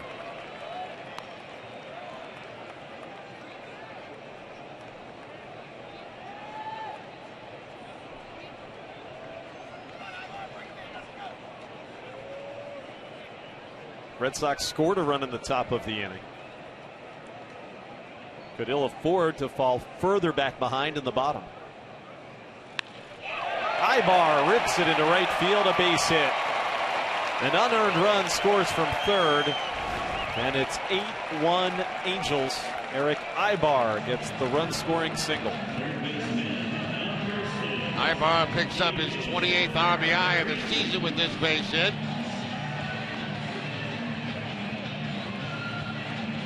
Ball's going to stay down in the zone, but Ibar is going to take it with him. The ball is down at the bottom of the strike zone, but still, Ibar, good low ball hitter from the left side of the plate.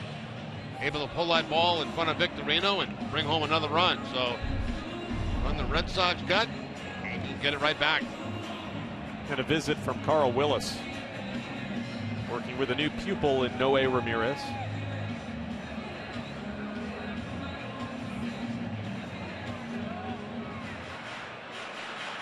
That was the first hit that Noe has given up since entering the game. H.P. Hood salutes the Red Sox Foundation for its commitment to 4,900 accredited charities throughout New England.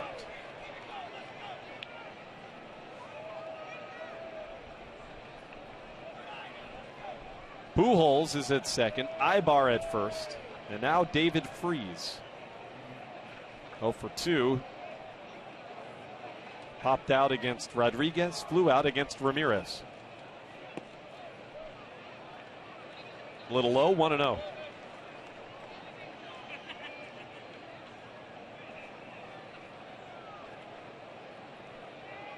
The Angels as a team have been on a tear, trying to win for the 10th time in their last 12 games, including the first 3 in this series.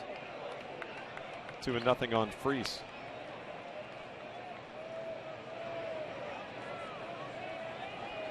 Some bullpen action with Robbie Ross Jr. Noe Ramirez about to deliver his 40th pitch. Angels have taken over first place in the American League West with this recent hot stretch. That's foul past third, 2-1.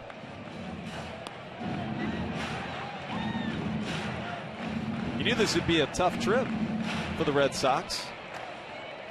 Angels in first place in the West, and the team they'll face Tuesday through Thursday, the Astros, just a game behind.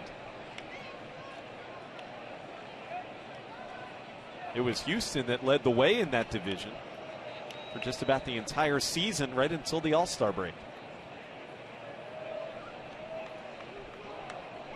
1 in, 2 out, and Freese into deep center.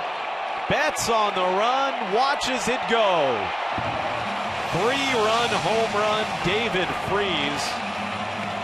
And it is 11-1 Angels in the 4th inning.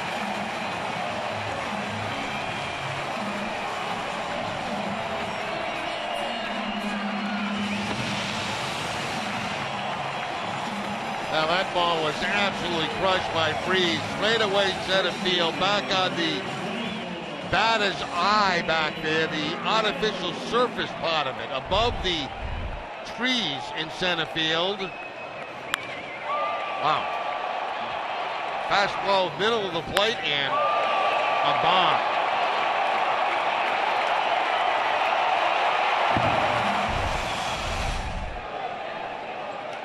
th of the season for Freese. C.J. Cron behind 0-1.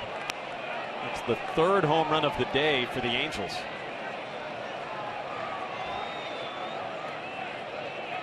Now, Jerry, the error on Sandoval has produced 4 unearned runs.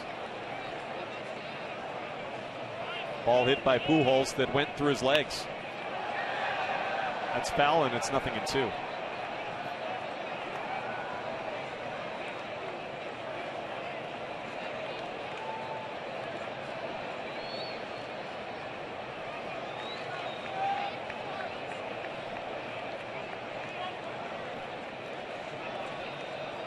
Former World Series most valuable player, David Freese.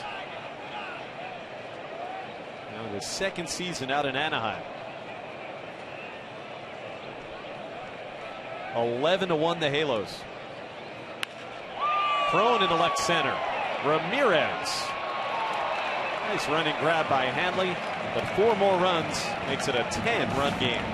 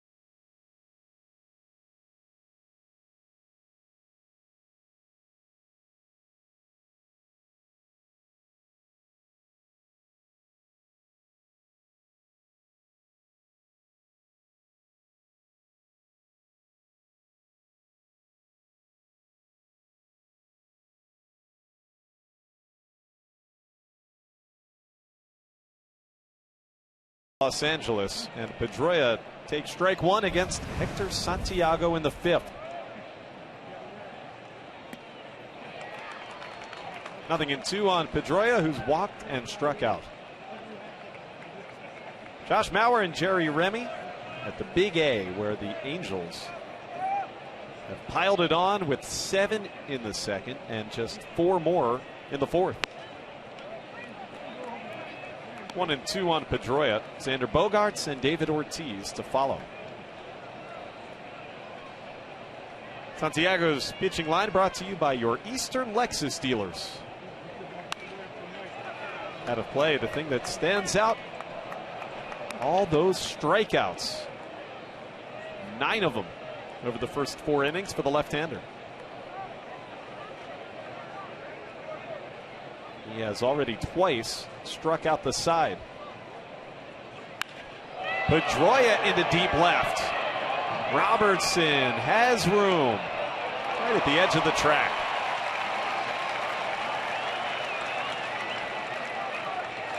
Another almost for the Red Sox, 1 away. Yeah, pretty good contact by Pedroia. Probably the best since he's been back in the lineup, but falls short as, again, it's about 380 out to that spot where Robertson was able to make that catch.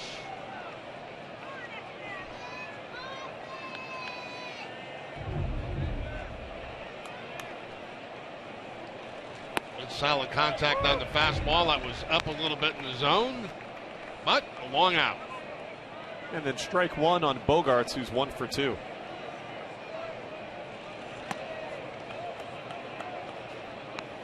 A ball and a strike on Xander. He now has 3 hits in this series, 3 out of 10.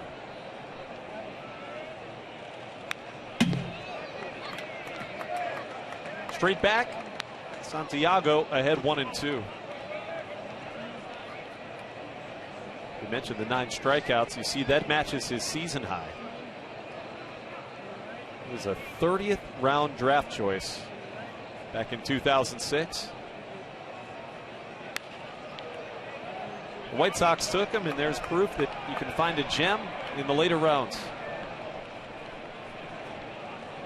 Ace Ticket has the best seats at the lowest prices to all the games at Fenway with a 200% guarantee. Right now, Ace Ticket has special savings on all Red Sox games, including the Yankees. It's a base hit for Bogaerts. Giavotella made the leap, couldn't get quite high enough to snag it. Xander's 2 for 3. The Red Sox have a man on for Ortiz. And he continues to swing the bat very well against Santiago. 2 hits today, 2 for 3, 3 for 5 coming into the game, so no mystery for Xander Bogaerts. Ortiz had a little check swing base hit. Scored the only run of the day and the series for the Red Sox last inning. That one way up into the air. Calhoun, the right fielder. 2 out.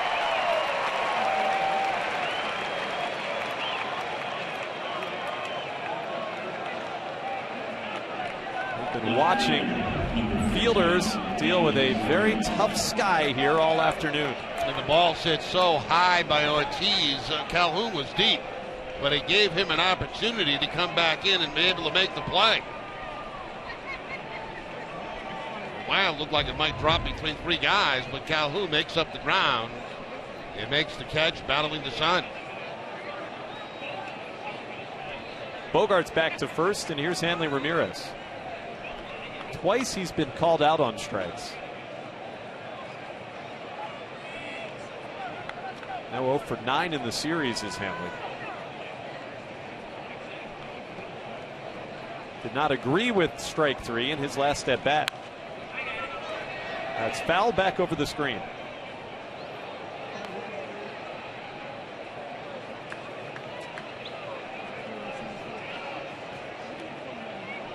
Red Sox hoping to try to cut into a 10-run deficit. If they do not come back and win this game, it'll be a 4th consecutive loss.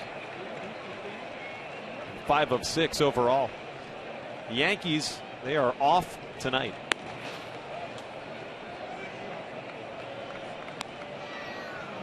This was the one, Jerry, that we were speaking about. This came in the 4th inning against Santiago. Yeah, the pitch before was called was on the strike zone. This one was not, and that one was called a strike. And Hanley didn't like either one of those.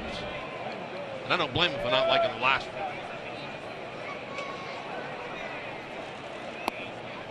2-1.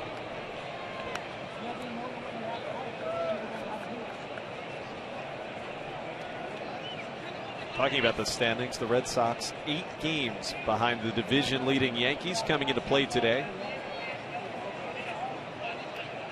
New York will be at home against Baltimore. 3-game series beginning Tuesday night. That's while the Red Sox head to Houston. Ramirez lost the grip of the bat on strike 2.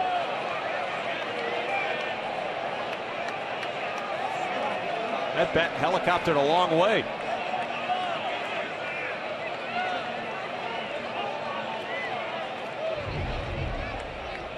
That looks like an Olympic sport. The bat throw. And if it was, Hanley would be right in the middle of things. Might be in gold medal contention. And that's a long way right there. 200 feet. Maybe a distant cousin of the hammer throw.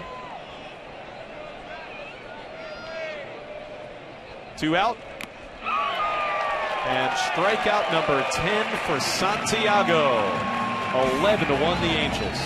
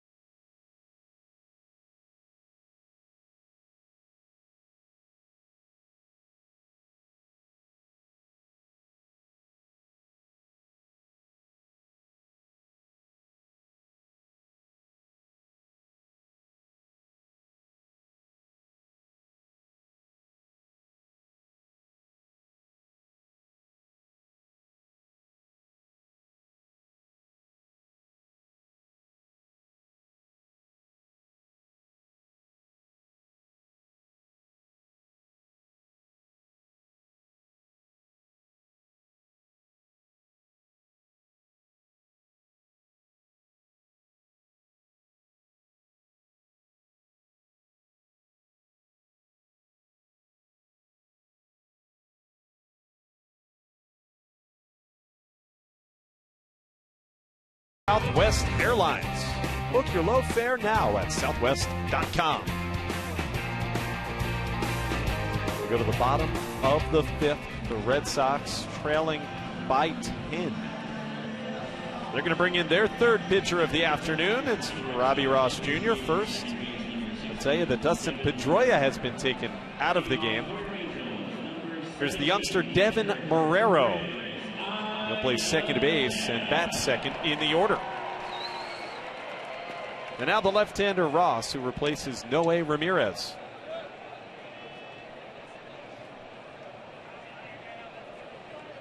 Robbie Ross Jr. to face Iannetta, Robertson, and Giovitella here in this 5th inning. Chris Iannetta has walked and had an RBI single. So we take a look at Robbie Ross Jr., man acquired in an off-season trade. 3.66 ERA in those 23 appearances. Back and forth from AAA a few times this year.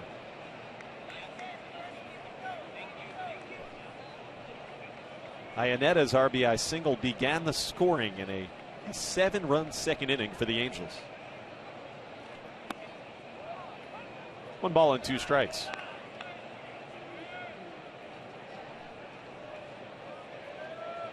Last time that Ross appeared in a game, he threw 69 pitches in a relief appearance against the Yankees. 3 2/3 innings. And Iannetta stays alive at 1-2.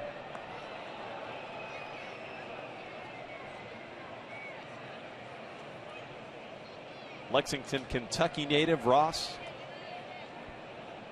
has been a reliever and a starter over the course of his career. Before that, all with the Texas Rangers.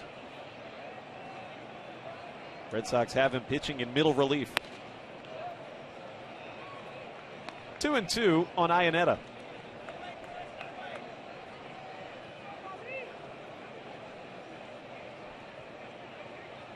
Jerry, you think Pedroia just getting a little extra rest here with the score as it is? Yeah, the score the way it is, and we could see it when he came back in after that last at bat. They told him right away, that's it for today. Back in the clubhouse, take it easy, ice the hamstring, and no point being out there with the score the way it is. Close pitch missed, and it's a full count.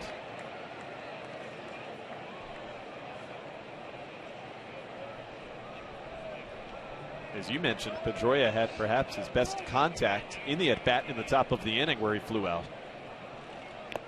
Payoff pitch, a foul tip held on to by Hannigan. And Ross strikes out Iannetta to begin his outing. Now Ross throws a lot of breaking balls, and that time he goes for the breaking ball down and into Iannetta and get him out for the first time today. Well, as promised earlier in the game, we have selected the Data Strong fan photo of the game. Tweet your strongest fan photo to hashtag NESSENDataStrongFan, and you just might see yourself in an upcoming broadcast. It's brought to you by T-Mobile.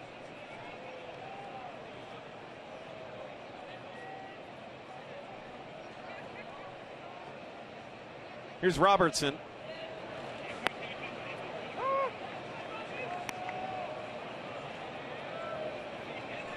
You see that fan photo, Jerry, that we just showed? No, I didn't. I missed it. Well, you know that there was a beautiful-looking dog in our strongest fan photo. That's the second base, a play for Marrero. 2 out. That dog's name is Remy. Is it really? There you have it. Right. That's Remy for you, with the Red Sox cap and all. A lot of dogs around New England named Remy. You notice that dogs were allowed in our hotel here, too? Did you notice that? I did. Were there Remy's? I don't know. I have no idea, but I hope I didn't have one in my room previous to me getting there, because that means I would get allergies. I think Southern California is generally a very dog-friendly Yeah, very region. dog-friendly. Yeah, very dog-friendly. Love dogs.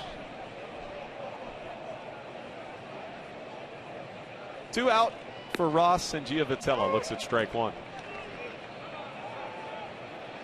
Have you ever owned a dog? Yes. Many, many years. Since it's moved on to doggy heaven.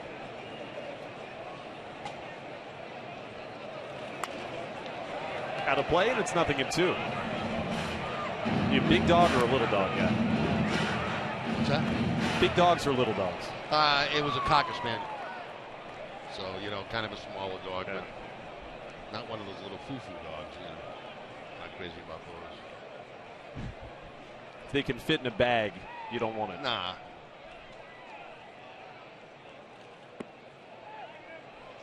Giovitella checked his swing. It's 1-2.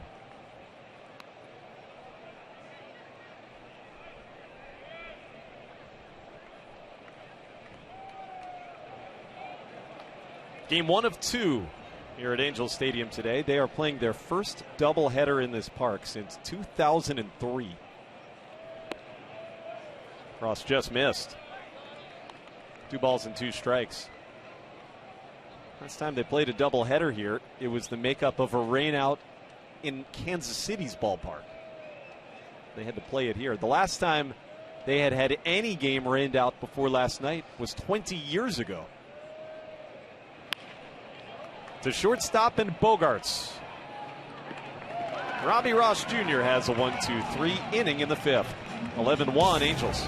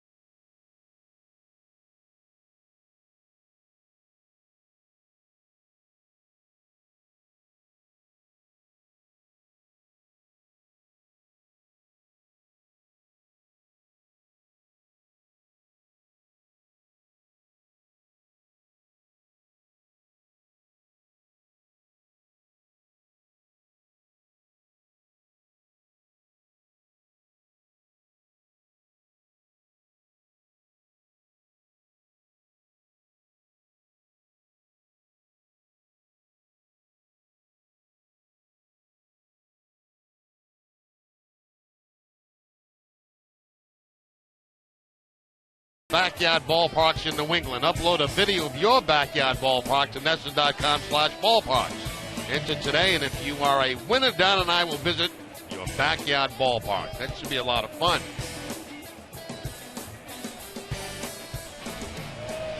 Probably got a ballpark in his backyard. He's at the big ballpark right now. That's right. Not a bad way to spend a summer afternoon.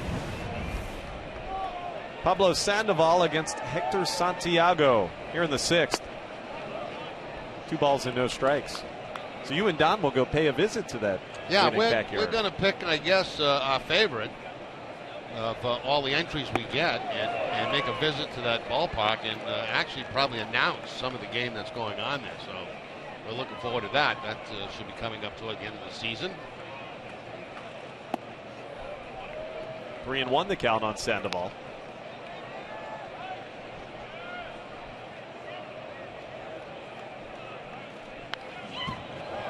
Lost grip of the bat on a foul ball. Second time that's happened to a Red Sox hitter in the past 2 innings.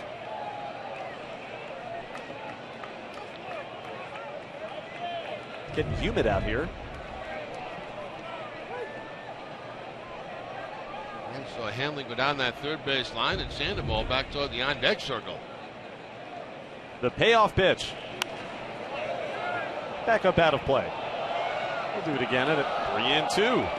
Don't miss WB Mason Extra Innings Live right after the game. TC and Steve Lyons will break down today's game, and you'll hear from John Farrell.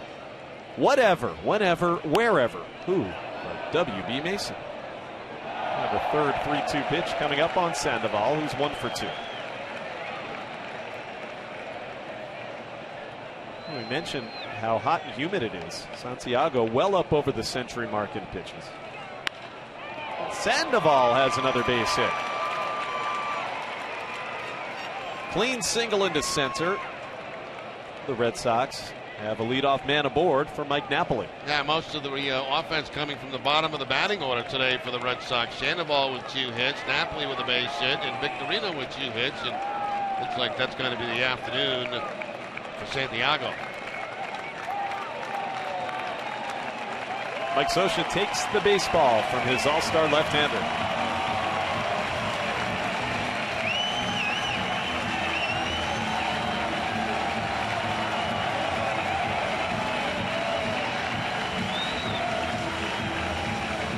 was handed.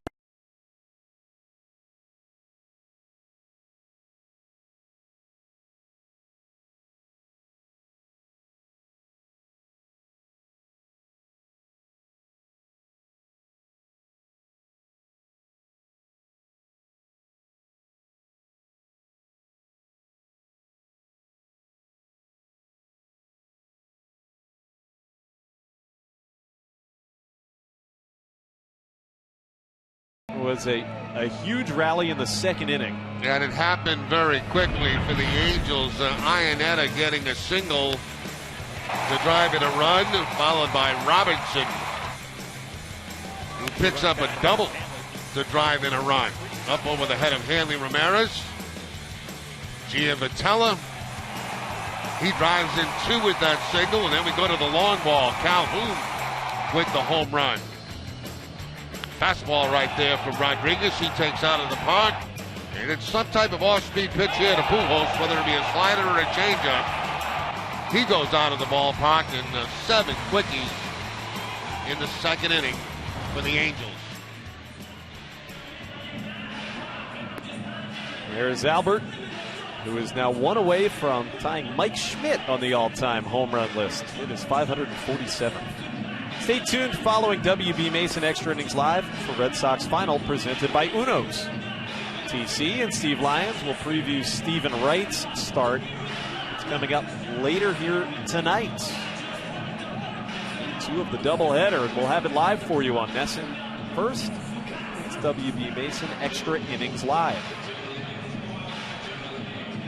Here comes Mike Morin into his 25th appearance of the season. As you can see, the numbers not very strong. A guy who's only pitched 17 innings in 24 appearances.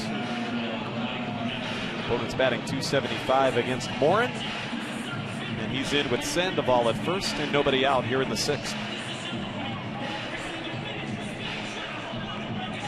Well, for Hector Santiago, 10 strikeouts in his 5 innings. He will be in line for the victory here today. Napoli drove in the only run against. That RBI single came back in the 4th. Ripped foul. Napoli out in front, and Morin gets ahead 0-1.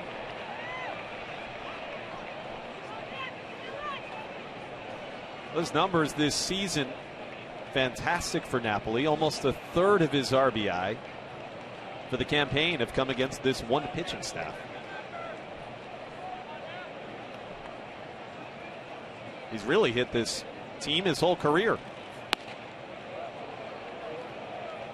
Best all-time slugging percentage and OPS of any hitter ever against the LA Angels.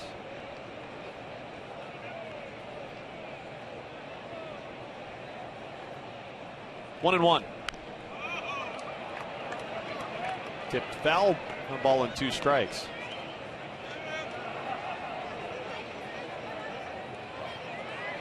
Morin's coming back from injury. Activated right at the beginning of the month after missing 34 games with a left oblique injury. 24-year-old right-hander. 1 on, nobody out. That's down the right field line and foul.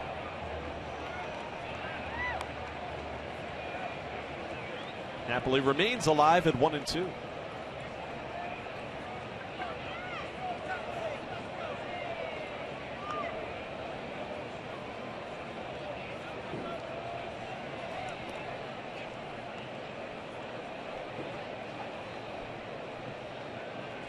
Santiago gave up 8 hits in his 5 innings, including the one to Sandoval here in the 6th. Breaking ball up and in. It's 2-2.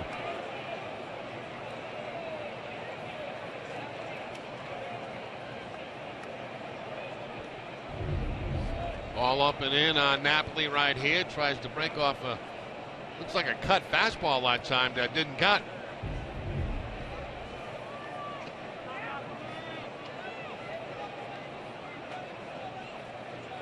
The 2-2 pitch. inside a full count. Mike Scioscia hasn't had to use his bullpen much. In fact, only one relief inning total for the Angels over the first 2 games of the series. Joe Smith on Friday. Payoff. Got him. That was a gorgeous off-speed pitch from Morin to strike out Napoli. Breaking ball that time, doing the honors for Morin. It's like the curveball that time and had Napoli out on his front foot.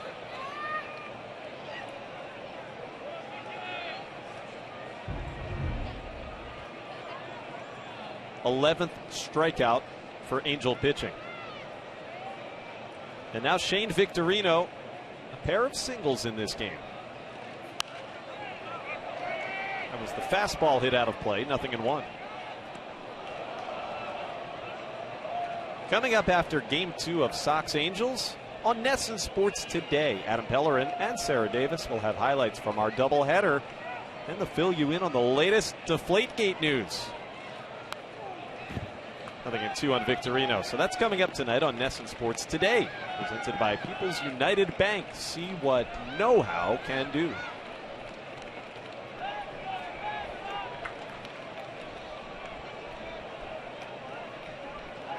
Everybody waiting with bated breath on the Tom Brady ruling. In the shallow left for Victorino. Shortstop Ibar catches out number 2 in the 6th.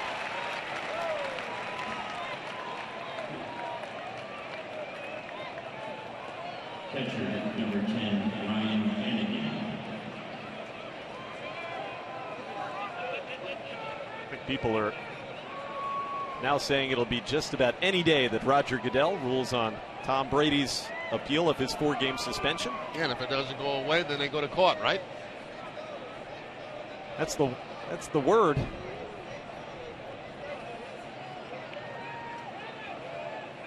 A prolonged process. Hannigan, that's foul and out of play.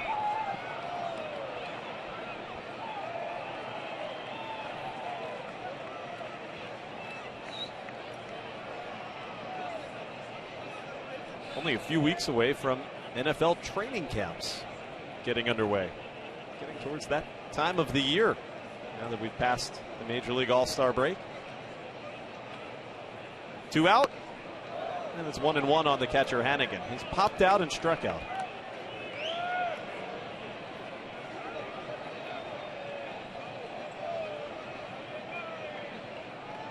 Red Sox in danger of dropping a 4th straight game.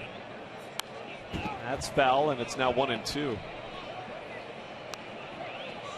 This little stretch here, starting before the break against the Yankees, and now the first 3 games in Anaheim, coming at a time where John Farrell and company know they can ill afford to fall much further behind the first place Yankees, or any of the other American League East teams for that matter.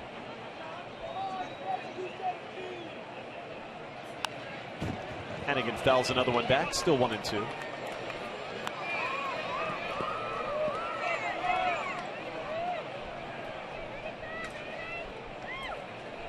Today, as we recently just mentioned, the falling behind the 8 ball early with a 7-run second inning the Angels put up and knocked Eduardo Rodriguez from the game. Hannigan shoots another foul.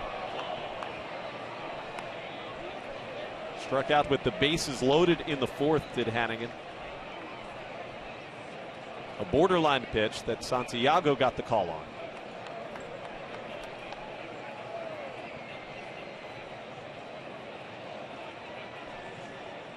Sandoval at first, and Hannigan hits it to short. Ibar goes the short way, and Morin strands a runner. We're on to the bottom of the 6th.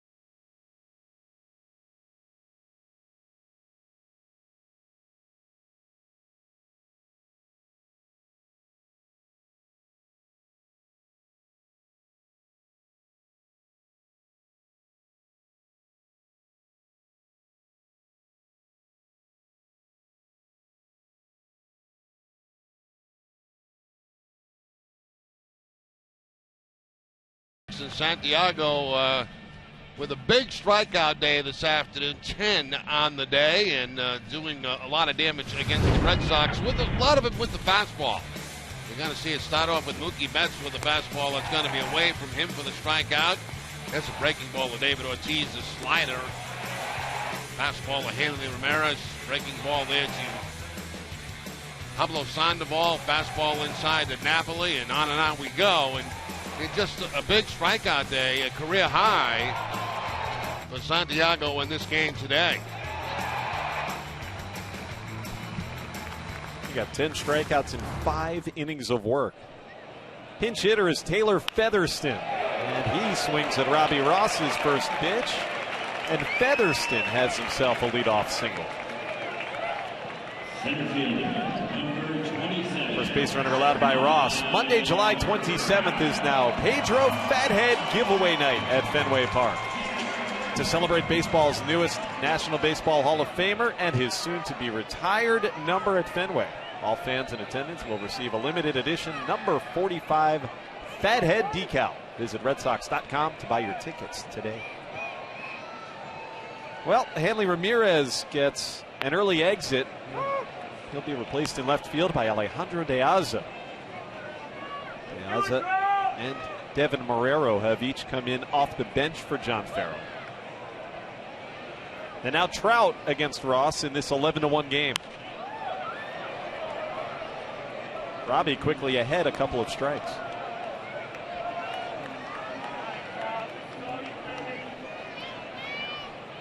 Taylor Featherston just collected only his 8th hit of the season in 62 at-bats. Trout is 0 for 2. He's also walked. We saw Featherston take his lead, and the Red Sox are playing behind him at first base.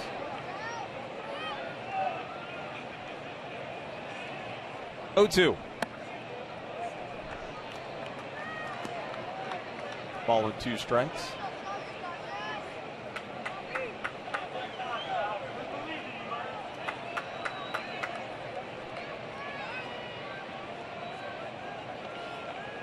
Now the 1-2 pitch. They've tried to get Trout to elevate, go up the ladder quite a bit this series with success. That time, Mike did not take the bait. 2 balls and 2 strikes.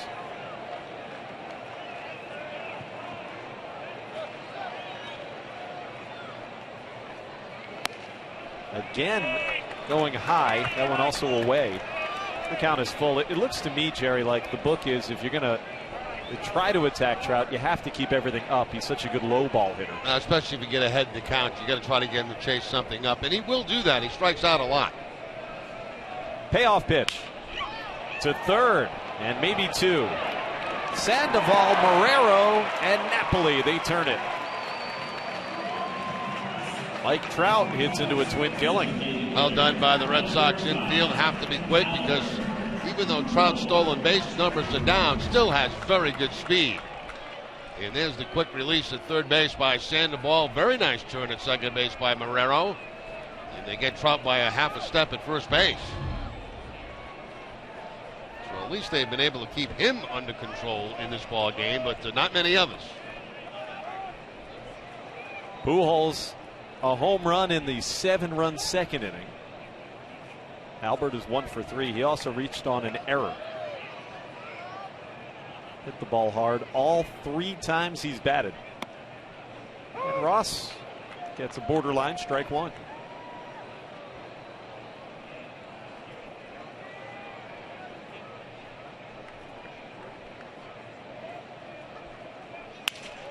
Broken bat. That'll find a spot in left for a base hit. De Aza, the new left fielder, plays it in. And there's the second hit of the day for Albert Pujols.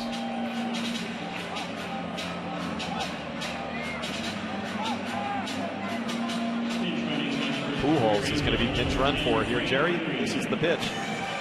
Yeah, got inside a little bit that time on Pujols, but still picks up the base hit down that left field line. That's Grant Green. Just recalled when this series began for the minor leagues. He's the pinch runner. Meanwhile, Eric Ibar will be pinch hit for here with Matt Joyce. With one more game to be played later today, you can see each manager making a concerted effort to give some regulars a little extra rest in a 10-run game in the 6th inning. You saw the numbers on Joyce.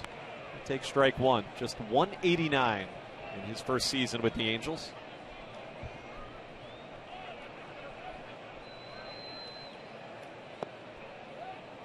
One ball and one strike.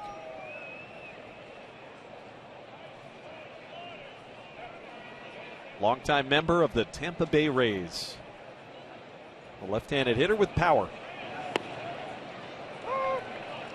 Good pitch, 1-2.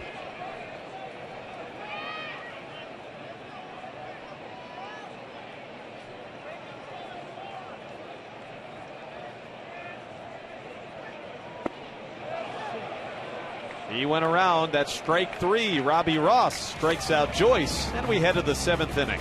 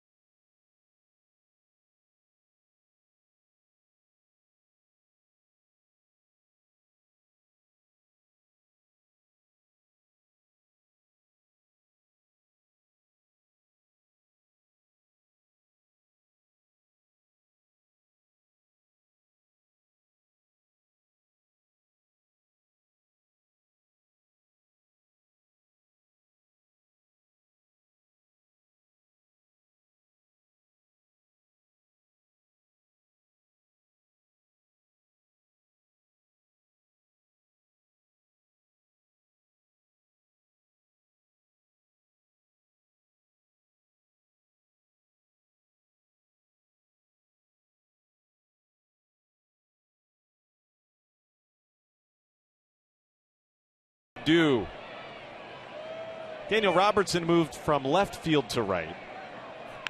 Mookie Betts squibs one foul.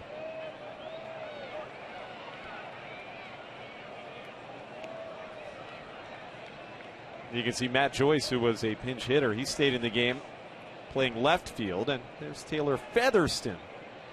Got a pinch hit single, and then now he's playing at shortstop for Mike Scioscia. Mookie Betts is 0 for 3. And it's quickly 0-2. Meanwhile, Mike Morin in his 2nd inning in relief of Hector Santiago for the Halos. Angels trying to win their 3rd straight in the series. Outside corner, strike 3. 3rd time Betts has struck out today. Tonight at 9, don't miss Red Sox first pitch, presented by Joseph Abboud, available at Men's Warehouse. TC and Steve Lyons will wrap up this game and get you set for Game 2 of our day-night doubleheader. Another edition of Red Sox first pitch, presented by Joseph Abboud. These guys are busy today, Jerry. Long day for everybody. 2 pre-games, a couple of post-games. Devin Marrero with his first at-bat. Yeah, we played 2 games here, too. Well, Marrero, a first-round pick by the Red Sox out of Arizona State. He's behind a couple of strikes here. Thus far, we've seen Devin only in limited action, and he's 0 for 6. Came up through the minor leagues as a terrific defensive shortstop. One of the best you'll see with the glove. Marrero off the glove of Cron at first base, and Devin has his first major league hit. C.J. Cron trying to reach up. Tough play for the first baseman. Trickles behind him.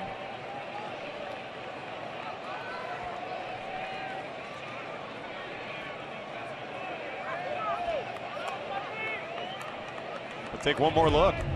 Yeah, line shot by Marrero. You can see where Cron is. He has to go to his left and right off the top of the glove. That's a call that could have gone either way.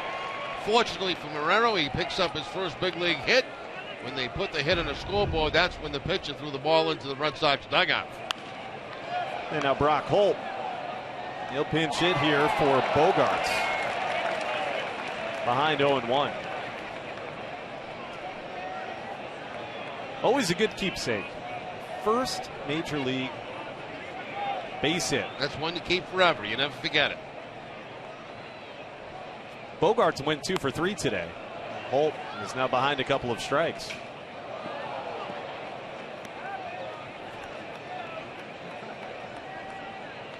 Devin grew up in the Miami area. Mentioned played his college ball in Arizona. Gets his first big league hit in Southern California. Holt hitting .289. And Morin misses low. It's 1-2.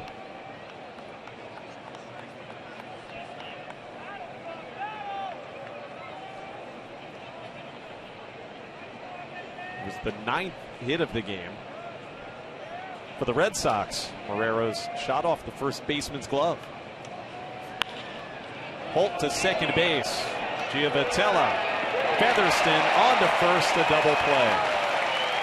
Will stretch in Anaheim, 11-1 Angels.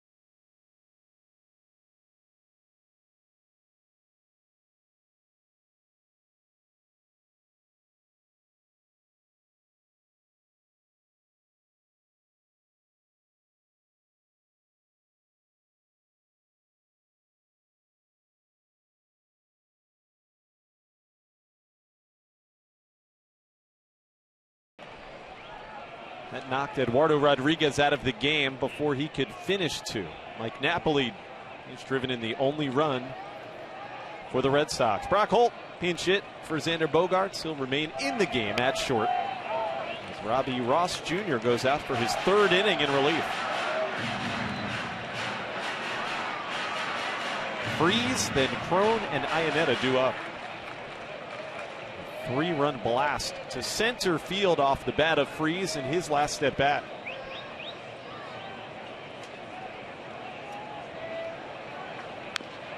And now it's 0-2. This is quite the shot, Jerry, off of Noe Ramirez. Yeah, fastball down in the zone and way up on that batter's eye, above the trees and onto the carpet. It's almost like onto the green.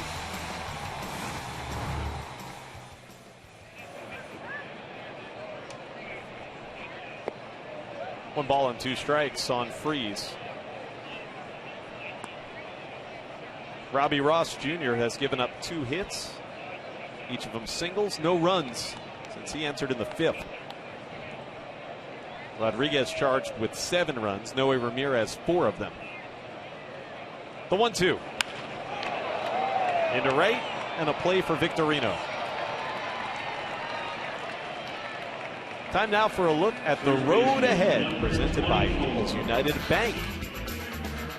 One more game tonight at 7 o'clock. Time is here Pacific.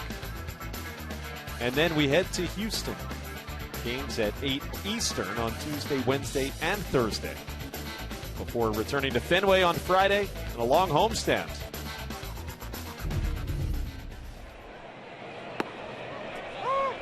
C.J. Cron looks at strike 1.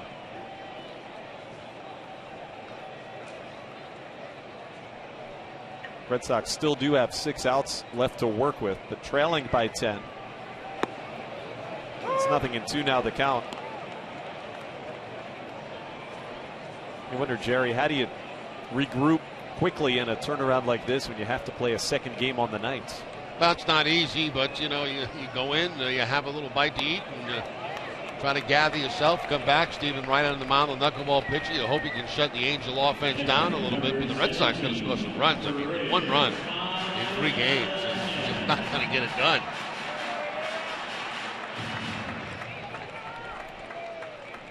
Cron struck out swinging. It's 3 strikeouts for Robbie Ross Jr. And now here's Chris Iannetta. RBI single in the 2nd. And now a pop. Napoli shielding his eyes from the sun. That is not easy today to catch one of those high flies. We head to the 8th.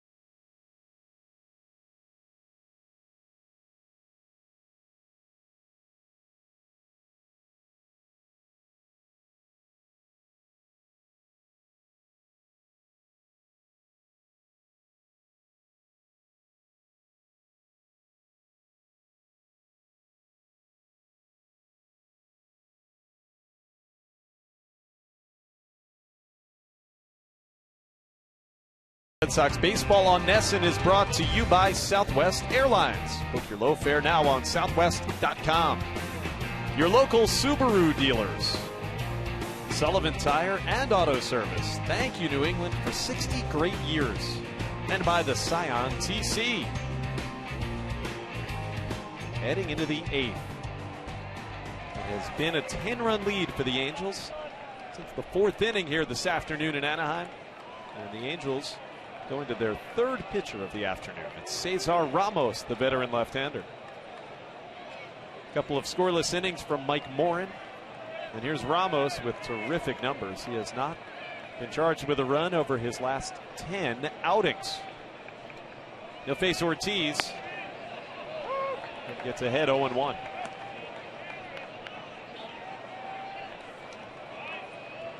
Ortiz singled to lead off the 4th and scored the only run of the series thus far for Boston.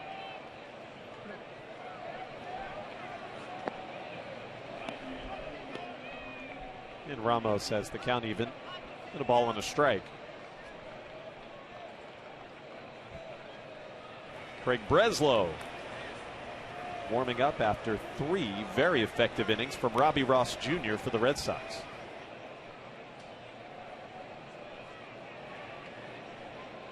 One.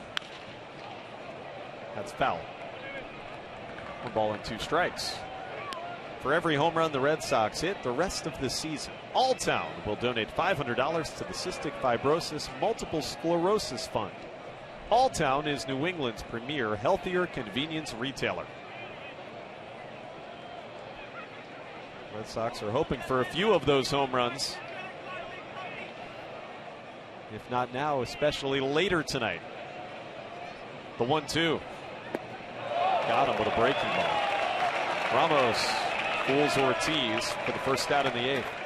2 strikeouts today for Ortiz, and both on breaking pitches. The first one a slider. Earlier in the ball game, this is a very slow curveball that has Ortiz way off balance on his front foot.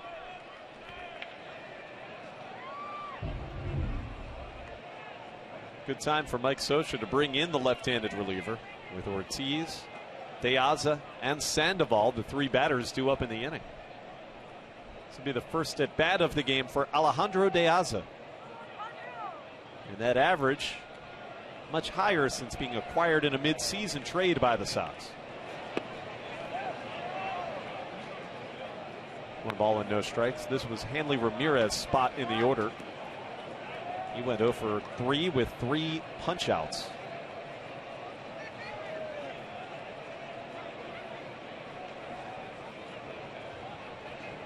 Ramos, 31 years of age.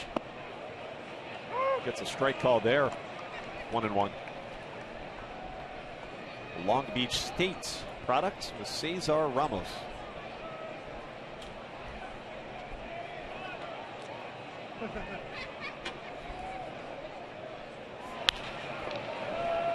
Towards second, and Giavotella ranges near the middle. 2 out in the 8th inning for Ramos.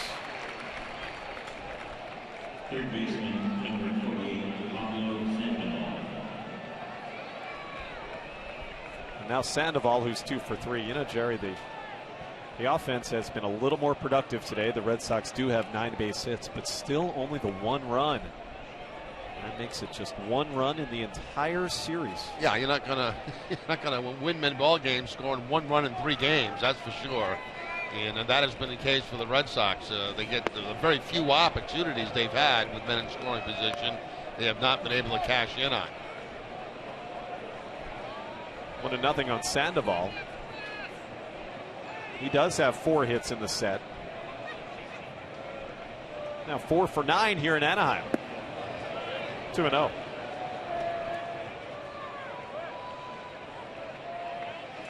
The pitcher the Red Sox will be facing in the nightcap of the Twin Bill, Andrew Heaney, has pitched extremely well for the Angels since being called up from AAA. Heaney 3-0 in his 4 starts and an ERA just over 1. Sandoval into shallow left. The shortstop Featherston makes it a 1-2-3 inning. 11-1 the score remains.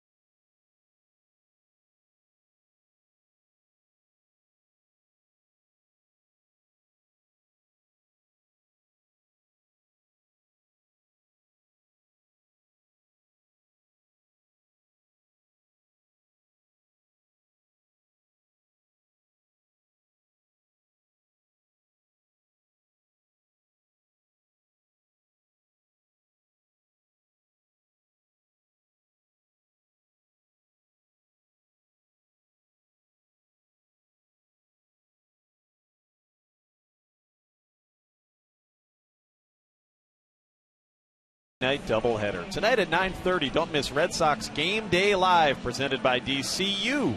We'll go one-on-one with Sox rookie pitcher Brian Johnson. DCU, Digital Federal Credit Union. What can DCU save you? Brian Johnson set to make his Major League debut in Houston tomorrow night when that series begins against the Astros. Now, this is the fourth pitcher of the game used by the Red Sox. It's the left-hander Craig Breslow. 27th outing of the year for John Farrell, and an ERA just below 4. You can see opponents batting at .282 against the veteran, the Yale product, Craig Breslow. Robbie Ross Jr., 3 scoreless innings. Pitched the 5th, the 6th, and the 7th. Let's take a look at the Toyota play of the game. This came, Jerry, from a man who's tortured the Red Sox this series. Yeah, on a fastball from Rodriguez, and no doubt about that one. Once he made contact, it's been a big series for Calhoun against Red Sox pitching. And it doesn't matter if it's left-handed pitching out there, right-handed pitching. He's doing damage against both. Cole Calhoun. And this is Daniel Robertson to left. Ball hook foul though. Robertson 1 for 3, an RBI double.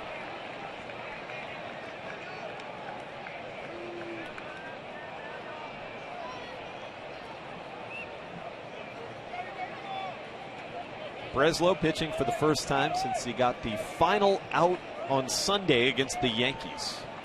1/3 of an inning. He pitched in 2 of the 3 games in that series at Fenway. This is low. It's 1-1 on Robertson.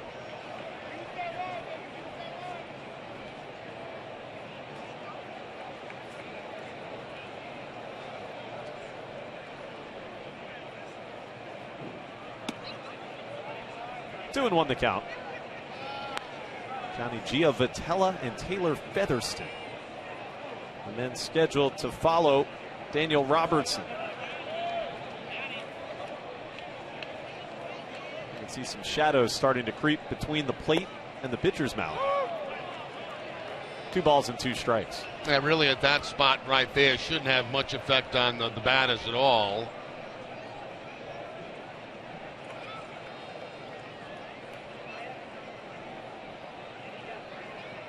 Part of the light stanchion, creating the shadow that hasn't quite yet reached the mound. Robertson chases the breaking ball. And Craig Breslow strikes out the first man he faces.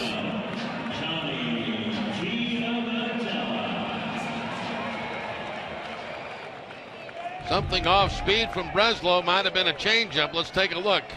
It was the changeup, down and away at 79 miles an hour, and gets in the chase of ball that's off the outside part of the plate. And now Giavotella. He's fooled by the off speed.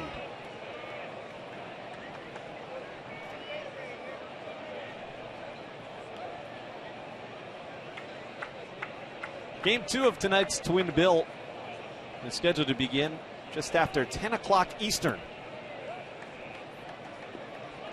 Stephen Wright will make that start you were talking about it, the knuckleballer, Jerry, as the Red Sox will likely be trying to avoid a sweep.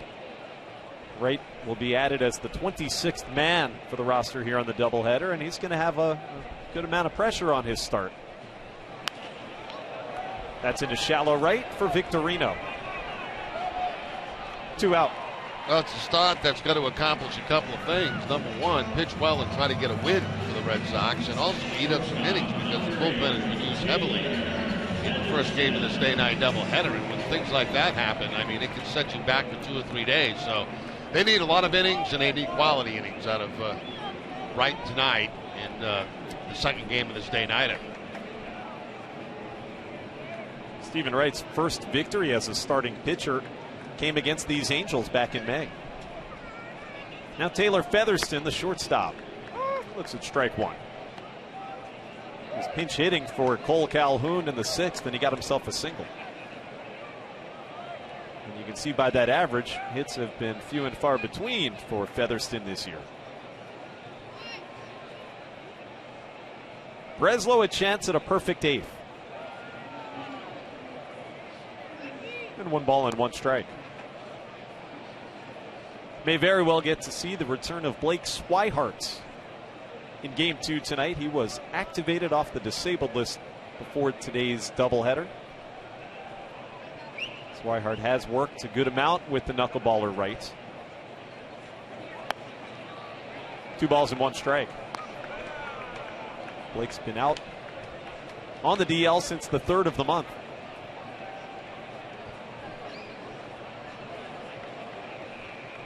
What a game Wade Miley pitched on Friday night in this series opener. A no decision to show for 7 shutout innings. 2-2.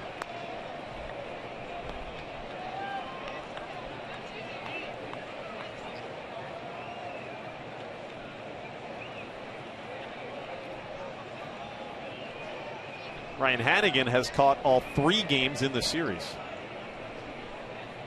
2-2 pitch. Full count on Featherston.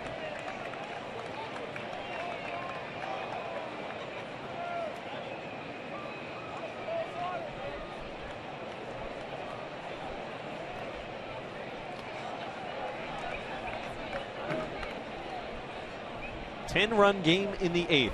The payoff, ball 4. Featherston draws a 2-out walk. These are the pitchers that we've been talking about. Coming up at 10 o'clock Eastern tonight. Stephen Wright just recalled, and Andrew Heaney has burst onto the scene for the Angels. He's been a big part of their recent hot stretch. Heaney just 4 runs in 27 innings. His first big league time with Los Angeles. Now Mike Trout takes a strike. Trout has not been able really to get involved in this 11-run performance. Hitless with a walk.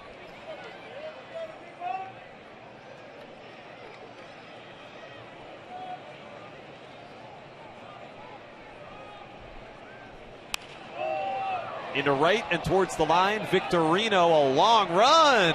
Shane could not make the catch. Nice effort, though, by Victorino. You know, down by a lot of runs late in the ball game. Still makes that slide and effort to try to make the catch on that foul ball. Just could not get to it, and it bounces up in the stands.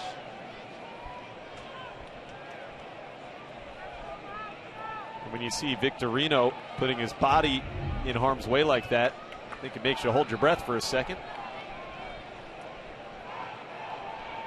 Back up into his feet. 0-2 on Trout.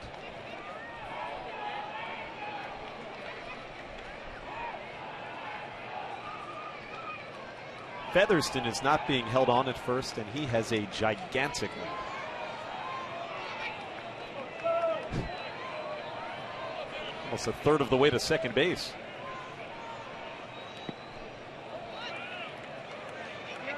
One and 2 on Mike Trout.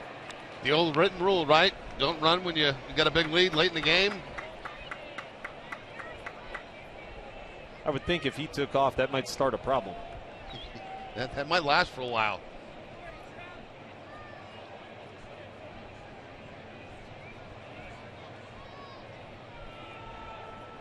The 1-2 from Breslow. Trout dumps it into right center field for a hit.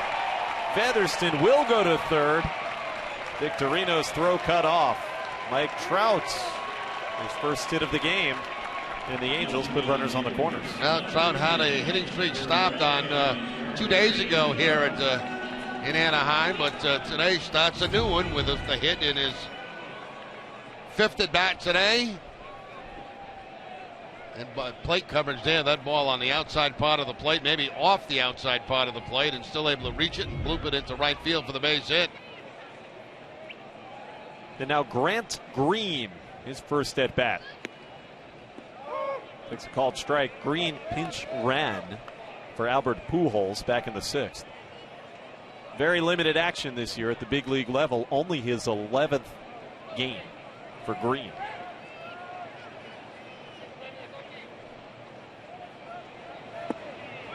Breslow got him to chase. It's 0-2.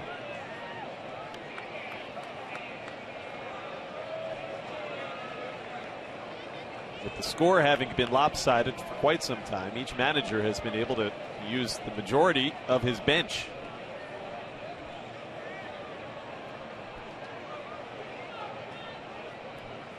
Two on, two out, a two-strike pitch. Fastball for ball one.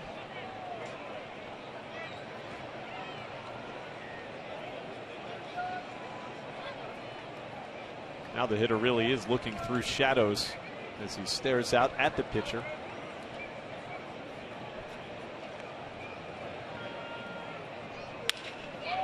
Green in a shallow center. Mookie Betts takes charge, and we head to the ninth. 11-1 Angels.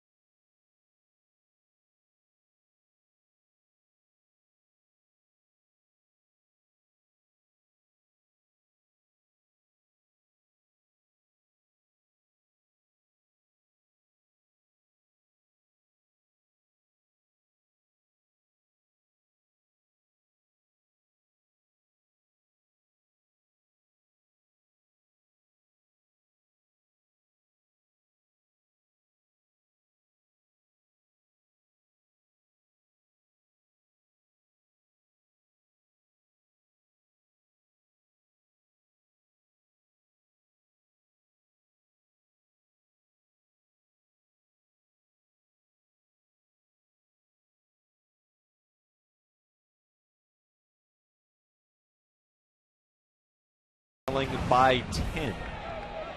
Mike Napoli to lead things off. Ramos had a 1-2-3 eighth and falls behind Napoli 1-0. Grant Green replacing Johnny Giovatella at second base. That actually means the Angels have lost their designated hitter.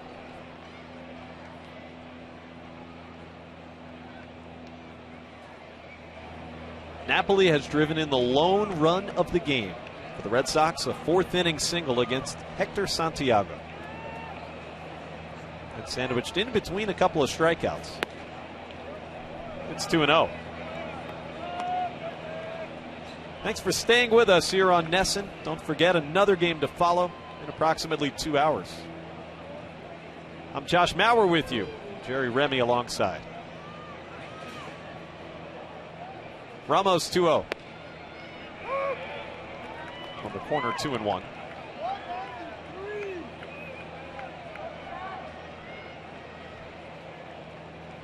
The game that the Angels scored 7 times in the second inning. Added 4 more in the fourth. Nobody has scored since.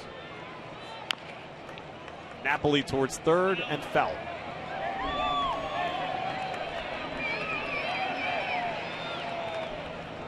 Two and two the count. Eduardo Rodriguez, the Boston starter, was charged with all 7 of those runs in the second. He did not escape the inning.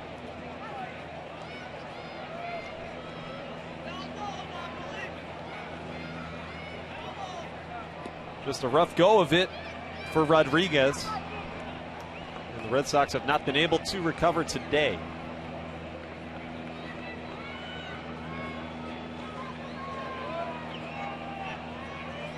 staring at their 4th consecutive loss. 2-2. Right there for a called 3rd strike. Ramos freezes Napoli. That is 14 strikeouts for Angels pitching. And the 3rd time today that Napoli has struck out. A fastball, a breaking ball, and back to the fastball for the strikeout. With that base hit mixed in, the drive and a run.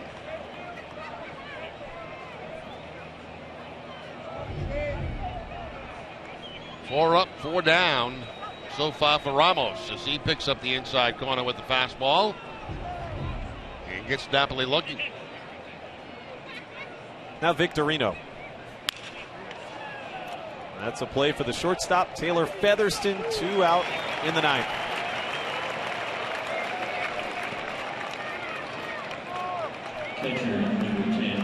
If the Red Sox do not score here in this inning, that'll make it 1 run in 27 innings over the 3 games in the series.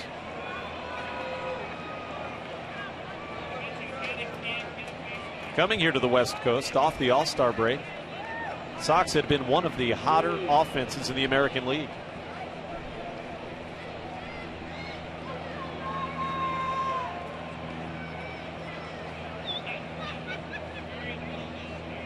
So here's Hannigan, and 1-0.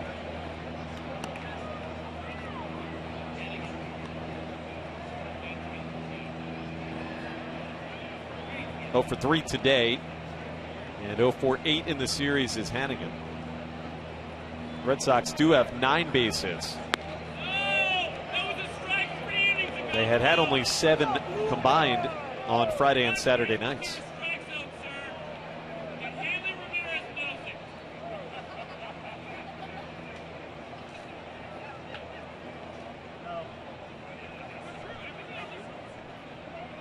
Cesar Ramos has retired 5 straights and now looks for the final out of the ballgame. 2-1 on Hannigan.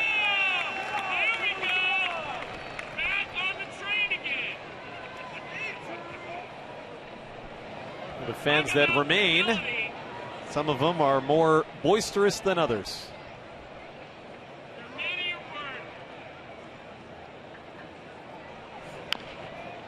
That's foul past 3rd, 2-2. Yeah, one guy's wearing me out, whoever he is. I don't know if he's behind home plate or next to one of our microphones near the dugout, but every call the umpire makes, he's all over him. I've never really understood the idea behind heckling and why people would enjoy doing that. I think they call it alcohol. that helps. 2-2 with 2 out. Just inside a full count. Considering that this game was originally scheduled to be played last night and fans only had, half a day to decide whether or not they could make it here. Pretty good crowd. It's been a gorgeous afternoon. 3-2. Hannigan stays alive. Did hecklers ever bother you? Yeah, they can get under your skin. Yeah, there's no question about it. I think, guys that say they don't hear them are lying to you because they do. They get under your skin a little bit.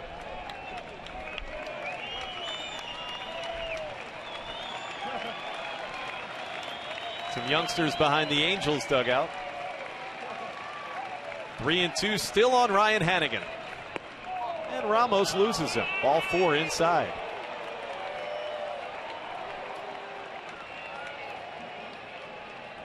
Our fan near the microphone will not be pleased. Hannigan aboard, and Mookie Betts gets another crack at it. 0 for 4. He has struck out 3 times. A rough weekend in California for Mookie has continued. So Ramos ready to work, and it is a called strike.